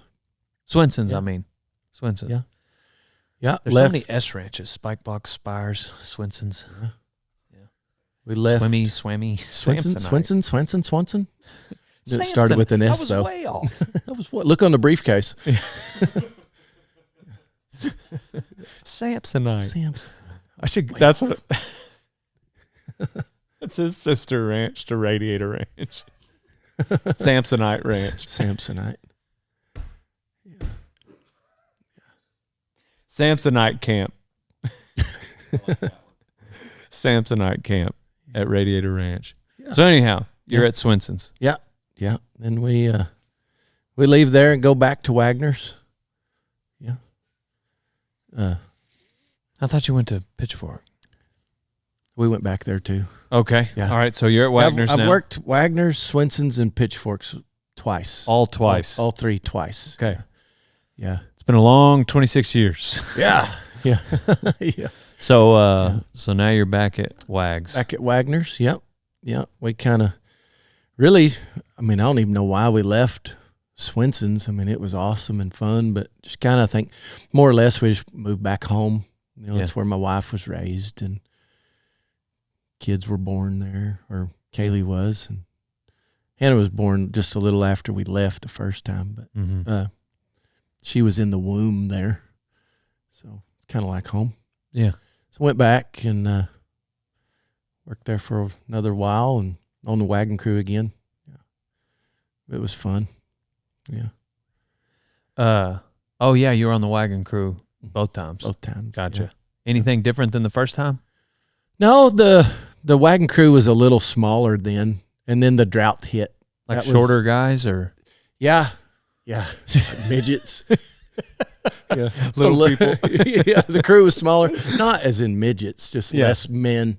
Gotcha. Yeah. Fewer men. Okay. Yeah, I hear you. fewer men, not smaller. Gotcha. Yeah. They're all normal sized men, dude. You know, your average size. I mean, yeah. Yeah. No, we went back to the wagon crew and just really it was the exact same, but the drought hit while we were there. And that was something to learn, you know. Yeah. That was horrible. I mean, I think we moved like 4,500 cows off the ranch to Nebraska. 400 to 500? Yeah. 4,500. Oh, okay. Yeah, even bigger than your number. Yeah. Nebraska, South Dakota, and North Dakota. And that was cool. We got to go up there. There was a ranch they had in North Dakota, Twin Buttes, North Dakota. And it was on a reservation, I think it was Fort Berthold Reservation. It's like a Mandan Indian reservation. Yeah, these all sound like made-up names. Yeah, probably was. I looked at them on my way here. I was like, what could be? That'd be a good name. Yeah. And it was cool. We got so you got to go up there and work? Yeah, we that ranch that it was on, they the Nebraska and South Dakota, like the owners had people there and they would take care of them. But North Dakota, it didn't. So two of us would go up at a time and stay for a month. And so I went up there 1st of March in 12 and stayed all of March. I was there for 5 weeks. I got to come home Easter. And but it was cool. I mean, neat, you know, just to get to see. I would never want to live up there. I have a whole new respect for those folks. I don't know why they stay. What were you doing day to day up there? Up there, we were just feeding most of the time and, Really? and keeping cattle home. Like them fences, like 3 wires. Yeah, 3 strands. They were horrible. Yeah. And of course, Wagner cows. That's because of the snow, right? The antelope. I think so. One of the two. Yeah, and lack of maintenance probably. Yeah. But didn't they hay the ditches there, don't they? They do. Yeah, cut hay and stuff. Yeah. Yeah, you can go down the interstate and there's people rolling up hay. Yeah. In the bar ditch. Yeah. Which I feel like is a really good idea. I know. It's like free. Yeah, why not do that everywhere? I know it. Yeah. I don't know. I doubt it's free though. Sure, maybe it's like a lease, government lease. Maybe. Or maybe it's like the adopt a highway. Hey, I'll adopt it. Yeah, yeah. Matter of fact, I'm going to cut it. Yeah. Nail it. Yeah. Yeah. Is that me yelling over there, Donnie? Was I excited? Oh, and that skunk sprayed. Donnie's editing a video over there. That's us harvesting the skunks. Oh, the skunk goons. Ever since I started riding bulls and punching fools, I've been wearing an American hat because I'm an American. I actually wore a different hat before that for the longest, but then my mom got a job. So wear an American hat, old son. Otherwise, you ain't no cowboy. RodeoTime.com is the only website that should exist because it's the greatest apparel line that has ever existed. So go there now to get a t-shirt, a hoodie, a cap, a vest, whatever it is you need. Go to RodeoTime.com, old son. So when's the Derek Begay one coming? Derek Begay podcast? Yeah. Tomorrow or Thursday? Tomorrow. Donnie, can you go check on that, by the way? He said that a couple hours ago. Did it fail a second time? Yeah.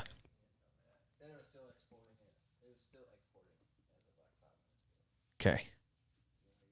Yeah. I don't know. Just ask him if he's having trouble. Feel free to hit him. Yeah, that comes out. The Derek Begay podcast comes out tomorrow morning if it's exporting computers and stuff. But he texted me last night, and I might go out there Monday. Derek Begay? To Arizona to catch Mavericks. That'd be cool. Have you seen them do that out there? Like that with the triggers?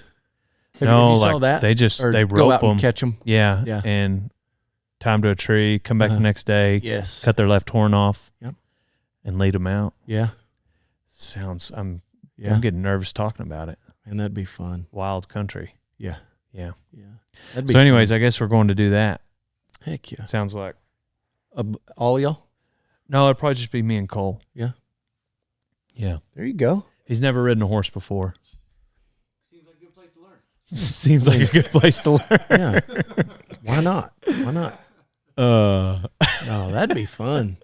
Have you seen that video of? Is it a Yeti video or yeah, whatever? The Navajo Sun. Yeah, and that's cool. It's been a long time since I've seen it, but yeah, my podcast with him was 4.5 hours. Heck, man, we just kept talking like Sean Ryan. That's what I know. You're getting some. The longest podcast I've done yet. Heck yeah. But we can give this one a run for its money if you want to. It's a long time. Yeah. You can't commit to that? No. Okay. You know what? I guess we'll just wrap it up. So you're back at Wagner's? Yeah, back at Wagner's. Yeah. Did it feel different being that you kind of went to all them other places and came back, or? No, I don't think so. Like you personally, as a cowhand? No, there seemed like there was people that would ask me more questions. You know, like, how'd y'all do it here? How'd y'all do? Gotcha. Stuff like that. But as far as the feel of it, no, it's the same. Just just like I said, just a lot of people ask, how'd y'all do it at Pitchforks? How'd y'all do it? This, that, and whatnot. Just were they really asking, or was it you just kind of like to walk up to conversations? How we did it over at Swinson's. I'm gonna tell you, I ain't gonna say y'all are doing it wrong, but golly, Gringo just won't stop talking about the spike box and yeah. This huge. Shut up. But did they shap as much as they did? Not that time, really. No, it had kind of a lot of the the old guys. Yeah, it chilled out a lot. Now Really? they still would occasionally have a good time shepping, but it chilled out a lot. Gotcha. I remember when I was at Swinson's, I turned 30, and Shannon and Mark and them Stoney had a surprise birthday party for me, and a bunch of the Wagner guys came, and anyway, they downed me and were going to shap me, and Mark shapped me. And I mean, he just barely dusted my britches off. And I just remember all them Wagner guys like, my goodness, I love how y'all shap around here.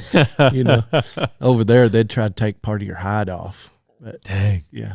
But no, it had calmed down a lot. Yeah. I mean, a lot of people were older. A little more mature. Mature. Yeah.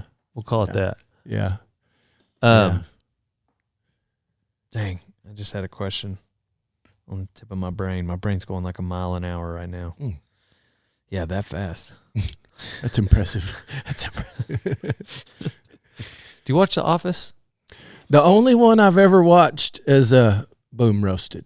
That's what you used to say on the Wagon all the time, because me and Stoney would always quote it, and you would that's the one you would say. Yeah. Boom, roasted. Boom roasted. Just at random times, like you might miss.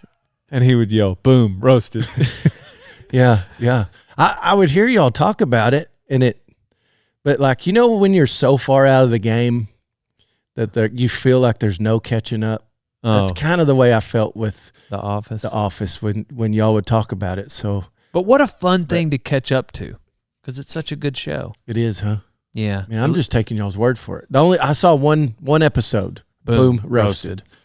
And I don't know if that was the greatest one or not, but to me it is. It's pretty good. Yeah.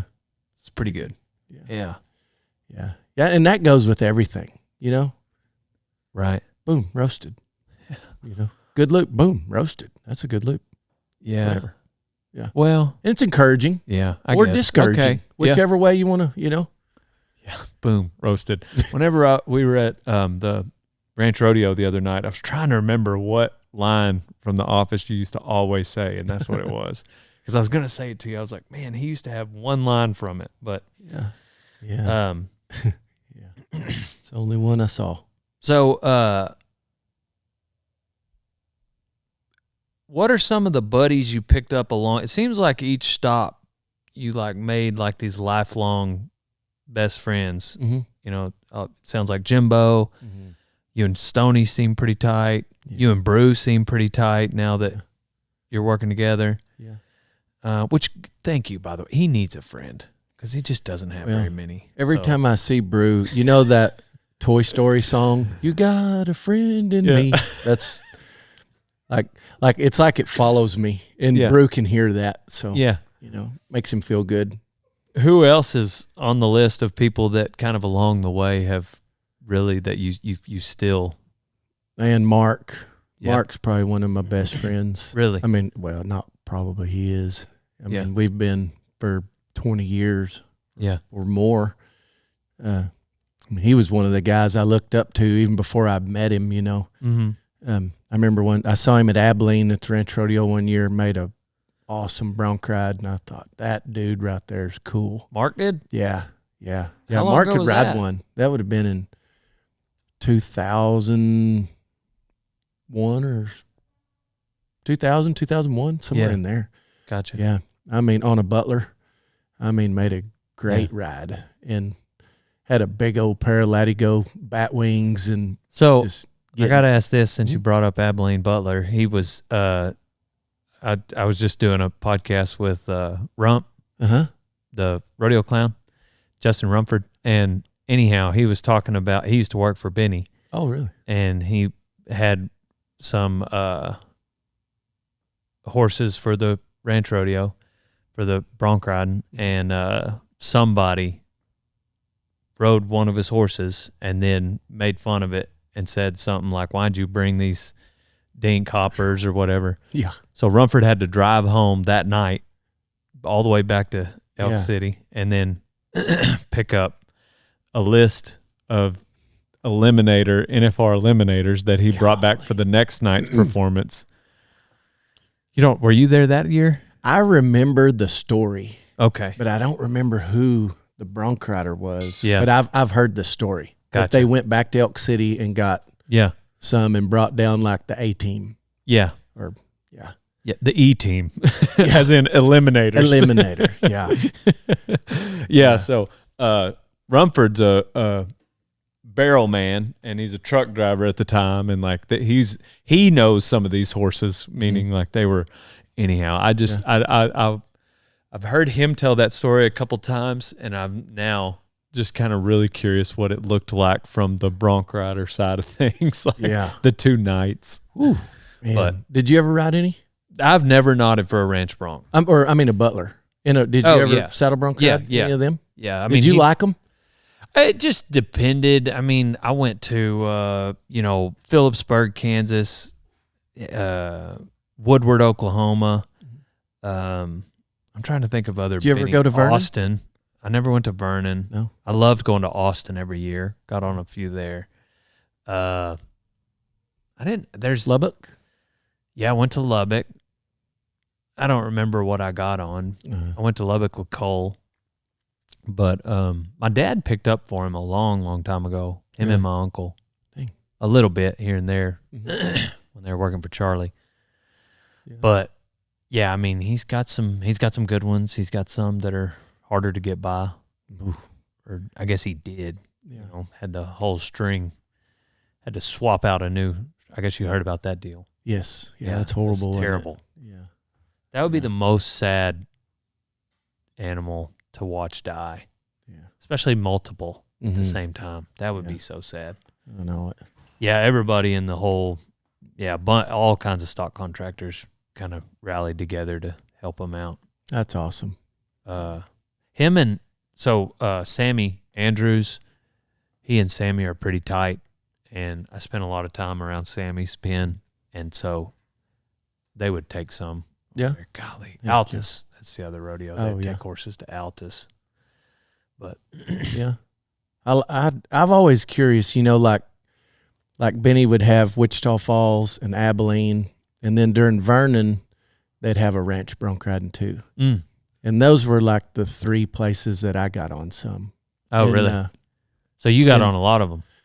Like 14 or 15. I mean, not. Yeah. But, I don't know, 4 or 5 years worth of going, but. It's not very many rodeos for 45 years of going. I know. And I'm just 44. That's one rodeo every 3 years. But I was always curious, like, saddle bronc riders, if they really liked them or not. Just because there's some that, guys may not like as much, but they got hoppers. They do? Oh, because, you watch the NFR, and theirs aren't really on the TV pin. Right. You know what I mean? Yeah, like, they've got a couple that, like they had Killer Bee and, gosh dang, I got on one of their just cream of the crop. He would have gone to the NFR in the hopper pin. But anyhow, he just one jumped me in Prairie. What's that? Pretty Prairie, Kansas. Oh. But I also spent a lot of time in Texas, and so that was usually Stay Smith, Pete Carr, I see. Them guys. Yeah. So, Scotty Lovelace at the time, Cullen Pickett. There's just a lot of these Texas stock contractors that had a lot of the rodeos down here. Mm-hmm. But yeah, Benny's got some. They had a lot of good stuff, but they did have every now and then they'd have one that you didn't especially want to get on. But that's every stock contractor. They've all got some of those eliminators. Yeah. I just don't know. I don't know. I never nodded for a ranch bronc. I didn't. To me, it seems so much like just a dog fight, like a street fight. Mm-hmm. Like you just, you gotta. I think the number one fundamental would just be never quit. Like you got to lift and stay back. I'm sure. I'm guessing, but also just never quit. Like of course, that sounds like good advice, but if you watch ranch bronc riding, it seems like guys can be just completely out of sorts, and there's no way of recovery, but they just, for some reason, don't quit, and they wind up back in the saddle and get a score, and could be a really high one. Yeah. What's your take on it? I mean, I agree. I agree with you. I mean, it had to be gritty, which, I mean, I'm sure bronc riding was the same, but I liked getting on butlers, just because they were honest in the chute. They weren't mashing you around or doing anything silly. I mean, they just stood there and till it was time, and then I liked if you got one of them rode, you rode something in the ranch broncs, I mean, it was, what I mean? Like, right, they for were sure. just so yeah, strong and stout. And I mean, I had Wichita one year, Cherry Bomb.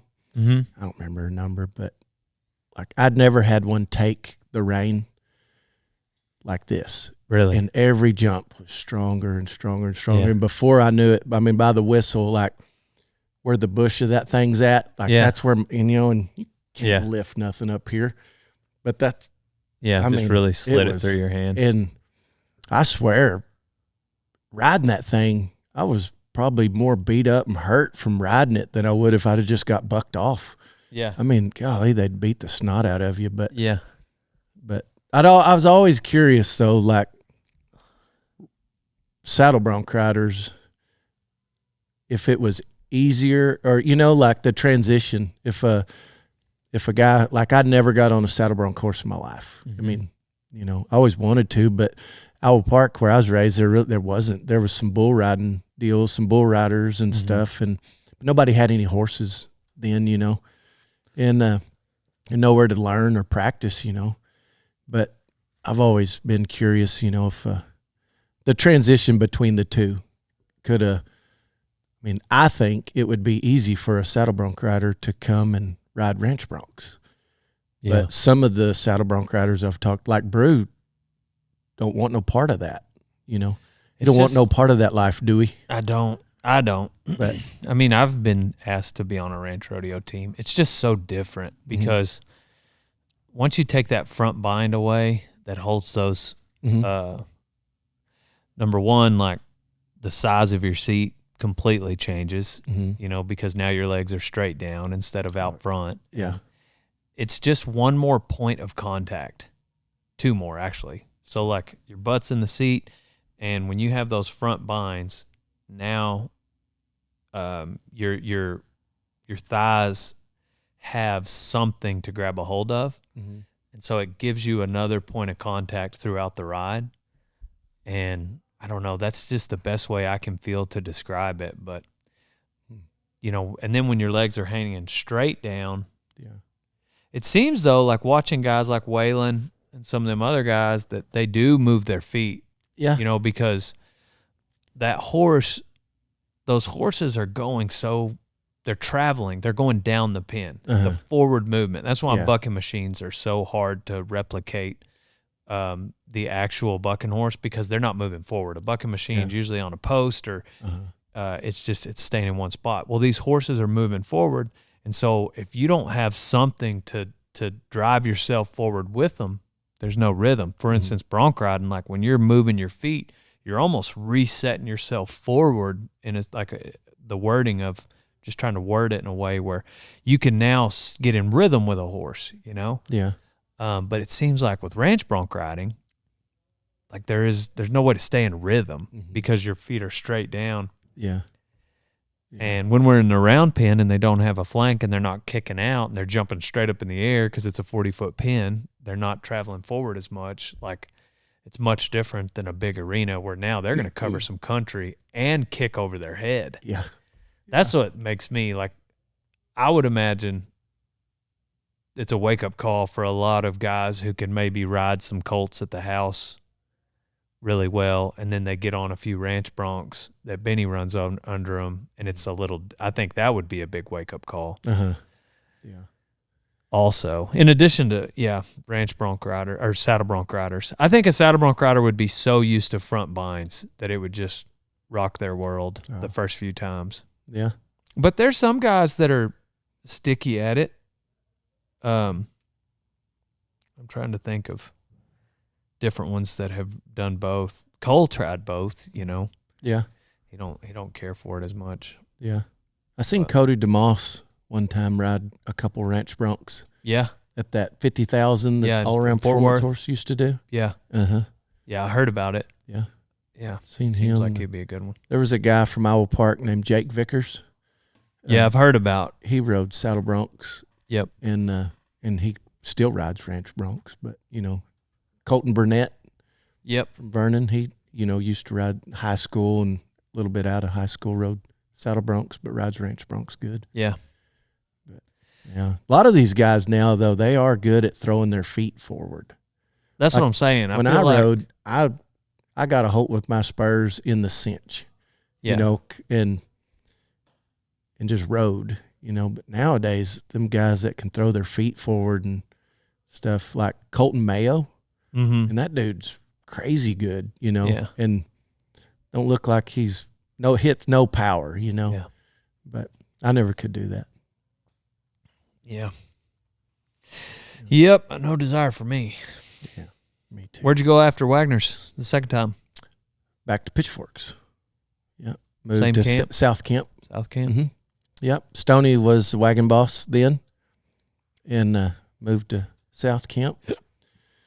Lived there. That was fun. Me and Stoney and Clint Jones and Pat Butler and Clay Timmons were all the full-timers, campmen. Yeah. Yeah, that was a good crew. Had a bunch of good day workers come and had a lot of fun there. How long were you there that time? Almost 5 years that time. Pretty good stint. So about 9 years total. Mm-hmm. Yeah. Mm-hmm. Yeah. Yeah. It was good time. Stoney, we didn't know Wagon then. Really? Yeah. So Stoney and I had, you know, at Swinson's together, we stayed forever. And then when I moved to South Camp, we were moving in and he showed up and was helping us unload. And he said, "Oh yeah, I forgot to tell you something, but hope this don't mess the deal up, but we're not pulling the wagon out." And I said, "Man, that's music to my ears." I'm tired of staying at one anyway. Yeah. Yeah. So anyway, but it was good. We had fun. Anytime around that guy's fun. Yep. You know. Yeah. But yeah, good crew. What about so still no big wrecks you can think of any of these places? No, man, not really. I mean, You can't you get any wrecks if you walk everywhere. right. Yeah. Or if you're way at the back, you just don't see them. Right. Like I am. Yeah. Yeah. No, I'm trying to think. I mean, I've seen one time at Pitchforks. It was the first time I was there. We had the wagon camped, his fall wagon, and we were going into East Croton, and there were some yearlings, and we were running down this little draw, and there was a guy with us, and he was riding a horse called Gitter that Mark used to have when he was there. Mark had already left and was at Spires, but anyway, we're drifting down this thing, and Crouton, this guy that was riding him, Gitter, just the ground was soft, and I mean his feet just went down in it, and only time I've ever seen this, but turned a flip with him, just throwed Crouton way out there. The horse turned a full flip, and when he hit, man, this dude was dead. Yeah. Just, I guess broke his neck. I don't know. That was crazy. Yeah. I mean, luckily Crouton wasn't hurt. Right. But, I mean, it was bad enough, the horse. But yeah, he was good. But, man, I don't – as far as seeing any bad wrecks, I mean, I think I've been pretty fortunate. I mean, seeing a bunch of horses fall. Yeah. You know, and guys go down. One time, Stoney, we were in my country there at South Camp. We'd gathered the river pasture, and we're going into FA pens, and he was riding a young horse, and it was kind of giving him fits, and he really, like, Stoney wasn't really just messing with him too bad or at all really, but just kind of getting him, bending him around, doing some stuff, and I don't know, that horse lost his rear end and fell, and Stoney hung up to him and drug him a little ways and drug him down a fence, and he hit his head on a T-post. And I mean, laid it open. Dang, that's what's wrong with it. That was scary, just because all the blood, all that blood comes out of your head. Yeah, that was scary to see. Paul was there, his dad, Monty. Yeah, and we got him loaded up, and Paul hauled him to Childress to the hospital and got him stapled up and back to work the next day. That's terrifying, getting drugged. Yeah, I got drugged once, and it was at Pitchforks. Yeah, it's no fun. Yeah, it's terrifying. Yeah. Roll to your belly. Did you roll to your belly? Well, I was in my rope. Yeah. We had branded some calves in a corner, and a couple calves went through the fence, 2 or 3, and Mark sent me and Bones just to go catch them and mark them. And anyway, I went and caught one and got back, let him go, and got back on my horse, and I was building my loop again, and I could see Bones, so I just went to go lope over there to where he was, and my horse stumbled and fell, and I was tied on, and anyway, when I fell, we went down, my leg was in my rope, and Munson, a gray horse that I had, that I rodeoed on him and really liked him, and I don't know, he just got up scared, from the fall, I guess, and I mean, he took off and drugged me, so it was about 28 foot behind him, but I don't know. He drugged me. It wasn't far, 40, 50 yards, far enough to scare you, but. What got him stopped? He just stopped. I mean, he just stopped. I had my You're knife, heavy. and I was getting I guess so. Like, I ate a lot of lunch that day. Were you a little bigger than you are now? I don't think so. A little thicker? Maybe, yeah. I was trying to get my knife out. Are we dragging? What's back there? Golly. I drug calves all morning, and Get this off of me. is this dude? That is enough. Yeah. But you were about to cut it? I think just you got could my have cut knife it? out. I just got my knife out and was going to cut it, and he stopped. Well, at least you Thank didn't have goodness. to cut your rope. I know, Yeah, right? Then save I'd your had rope. tie a new eye in it, and Go back to yeah. Spike Box and get you a rope. All right. Yeah, Fred, he probably wouldn't have gave me one then. God, tight ass. Yeah. Dang. But Yeah, that's terrifying. that's, I mean, I don't know. I mean, I know we've seen some and just slipping my mind, but Shoot, sometimes it's one of those things that leads to a good story. yeah, So, yeah. I was hoping you might tell a good story on this podcast. I know. These Maybe next time. I'll go back and ask some guys and then show up and have them as my own. No, yeah, I'm just giving you a hard time. So where'd you go after this Pitchfork? Is that when you went to Back to Swinson's. back to Swinson's? Yep. And to Throckmorton though. Yeah. To that camp over there. Yep. Stayed there. I guess Who we was were there running about it by 3 years. Mark. Marcus. Yep. Yeah, Mark was so this would be after he had already went to TCU and stuff. He was assistant manager when I left Mm-hmm. and wagon boss. And then when I come back, he was the manager. Dennis Braden had retired, and Mark was the manager. And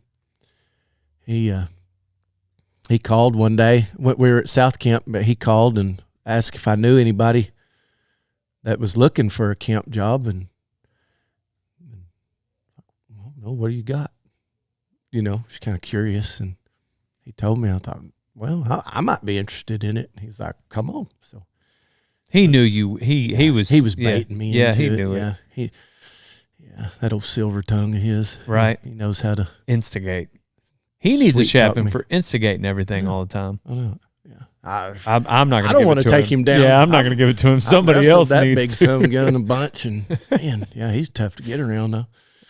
Yeah, That's hilarious. no. Went back to work for him. Yeah, I guess we lived over there for about 3 years till the ranch sold when Swinson sold. Yeah. Yep. It sold, and then we moved to Sixes. Yeah. How long you been there? 5 years? 4 years. 4 years? Yep. 4 years. Yep. And Is this your first wagon boss gig? Yes. Yep. I was straw boss for Jimbo at Wagner's for a few years. Yeah.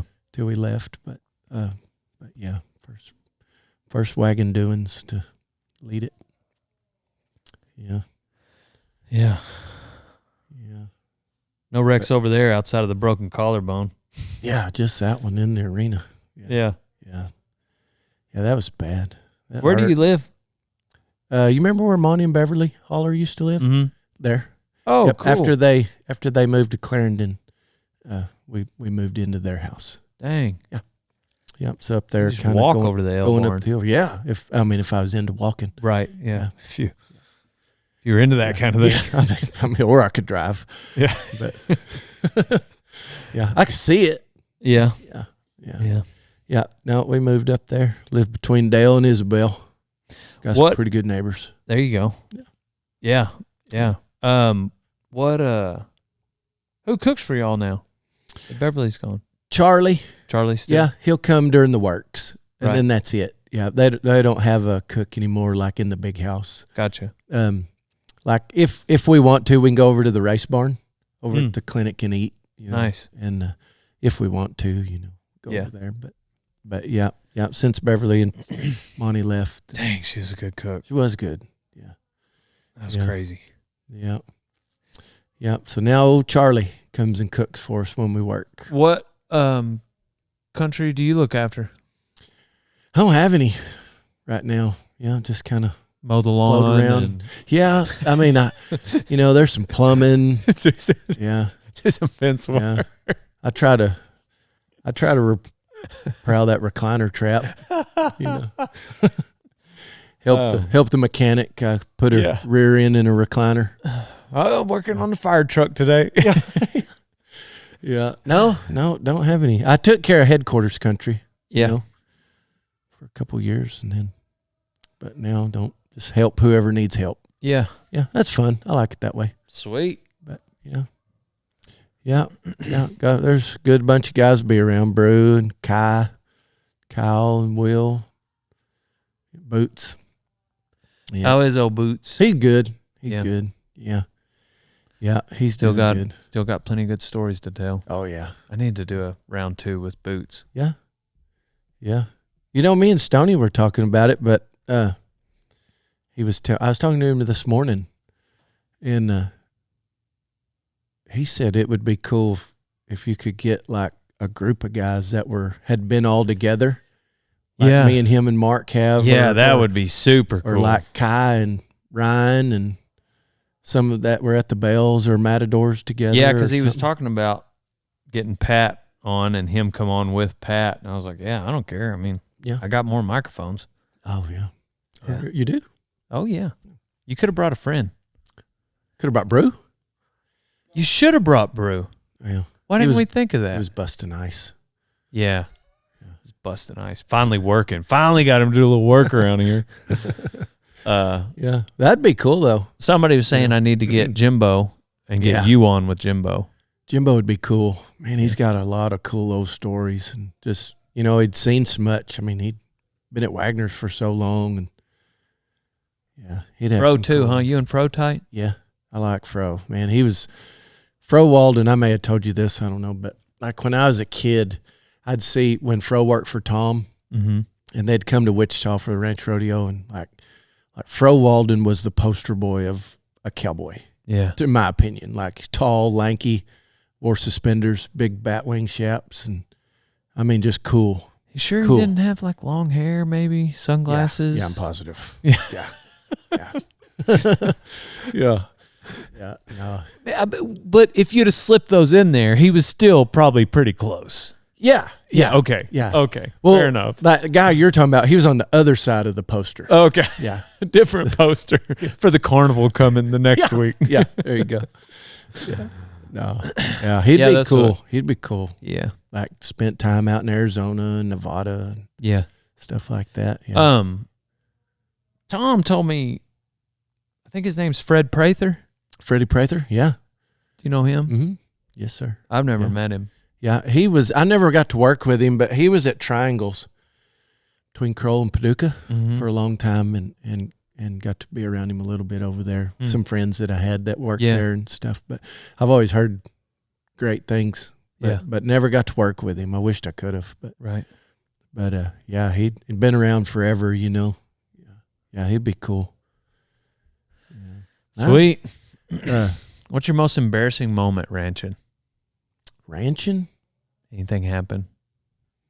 Man, the other day we were working and I forgot the medicine. That was pretty embarrassing. Oh, in front dang. of all your hero friends that are come to help you. What were you working? We this were time of branding year? the fall covers. Oh, So in gotcha. December. But no, Mark got me one time at Spike Box. Got me good. It was real embarrassing. But I've always kind of been the guy. I can laugh at myself. I don't care. Oh, yeah. I'll laugh with you at Yeah. me, you know. I get that. Yeah. That's why I feel so comfortable Yeah. telling these jokes at you. Yeah. Yeah. But I don't know the song, but have you, it's not Elton John or it's like that era, but have you ever heard that song where he goes, I'm the Eggman? Do you know what I'm talking about? You know, I haven't. Go ahead. It's not ringing any bells. All this, you know. Anyway, so we're at Spike Box and we didn't have, well, we had cell phones, but they were just the flip kind, you know, not the cool stuff like today. But we would get on the radios. Me and Mark and Clint would get on the radio and play music, you know, and just put the mic down by the radio and play it, you know. Anyway, and I'm sure everybody hated us for doing it, you know, but nobody knew who was doing it, which, I mean, you could eliminate. There wasn't a whole bunch of us. But anyway, we were playing music. Well, that song come on the radio, it was like old rock, you know.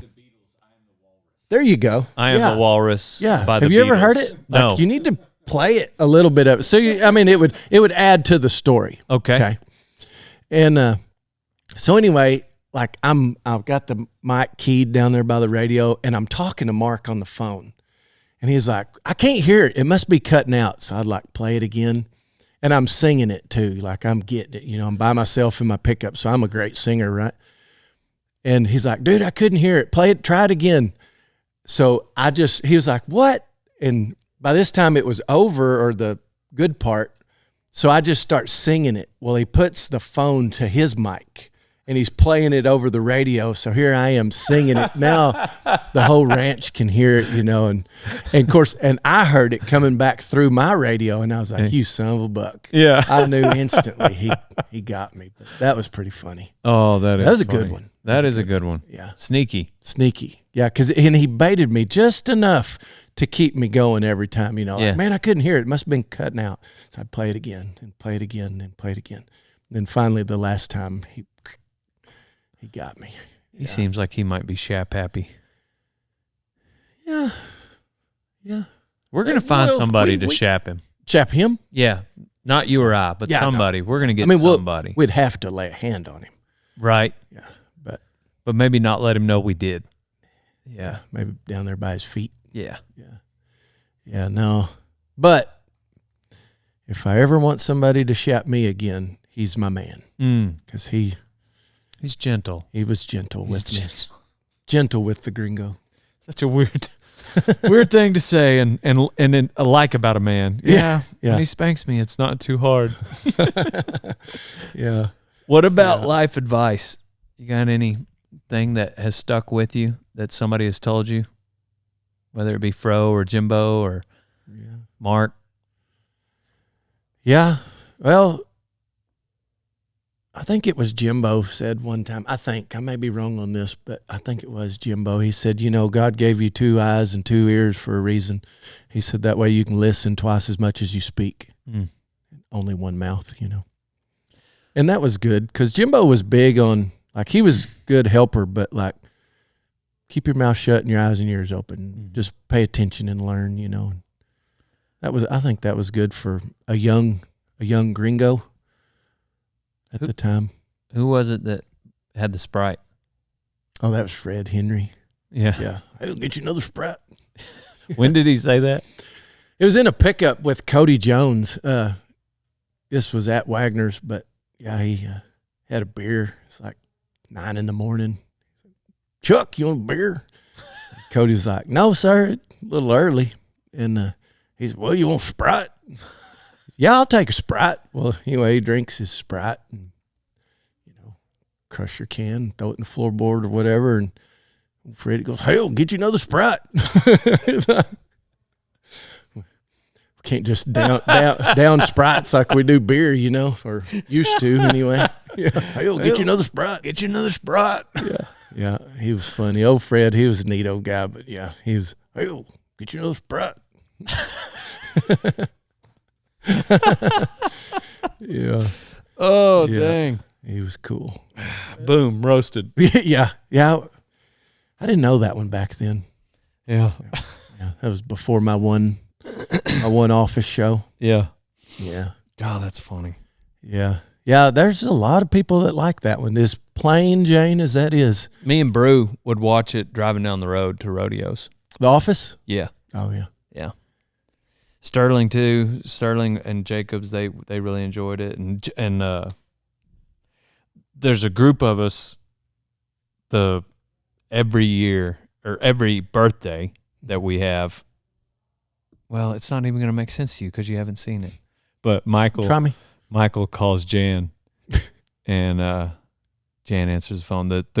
He wants the whole every season for Jan to love him, and she just never does. Whatever. But morning, Jan. Yes, Michael. Happy birthday. Today's not my birthday, Michael. Oh, I thought we had the same birthday.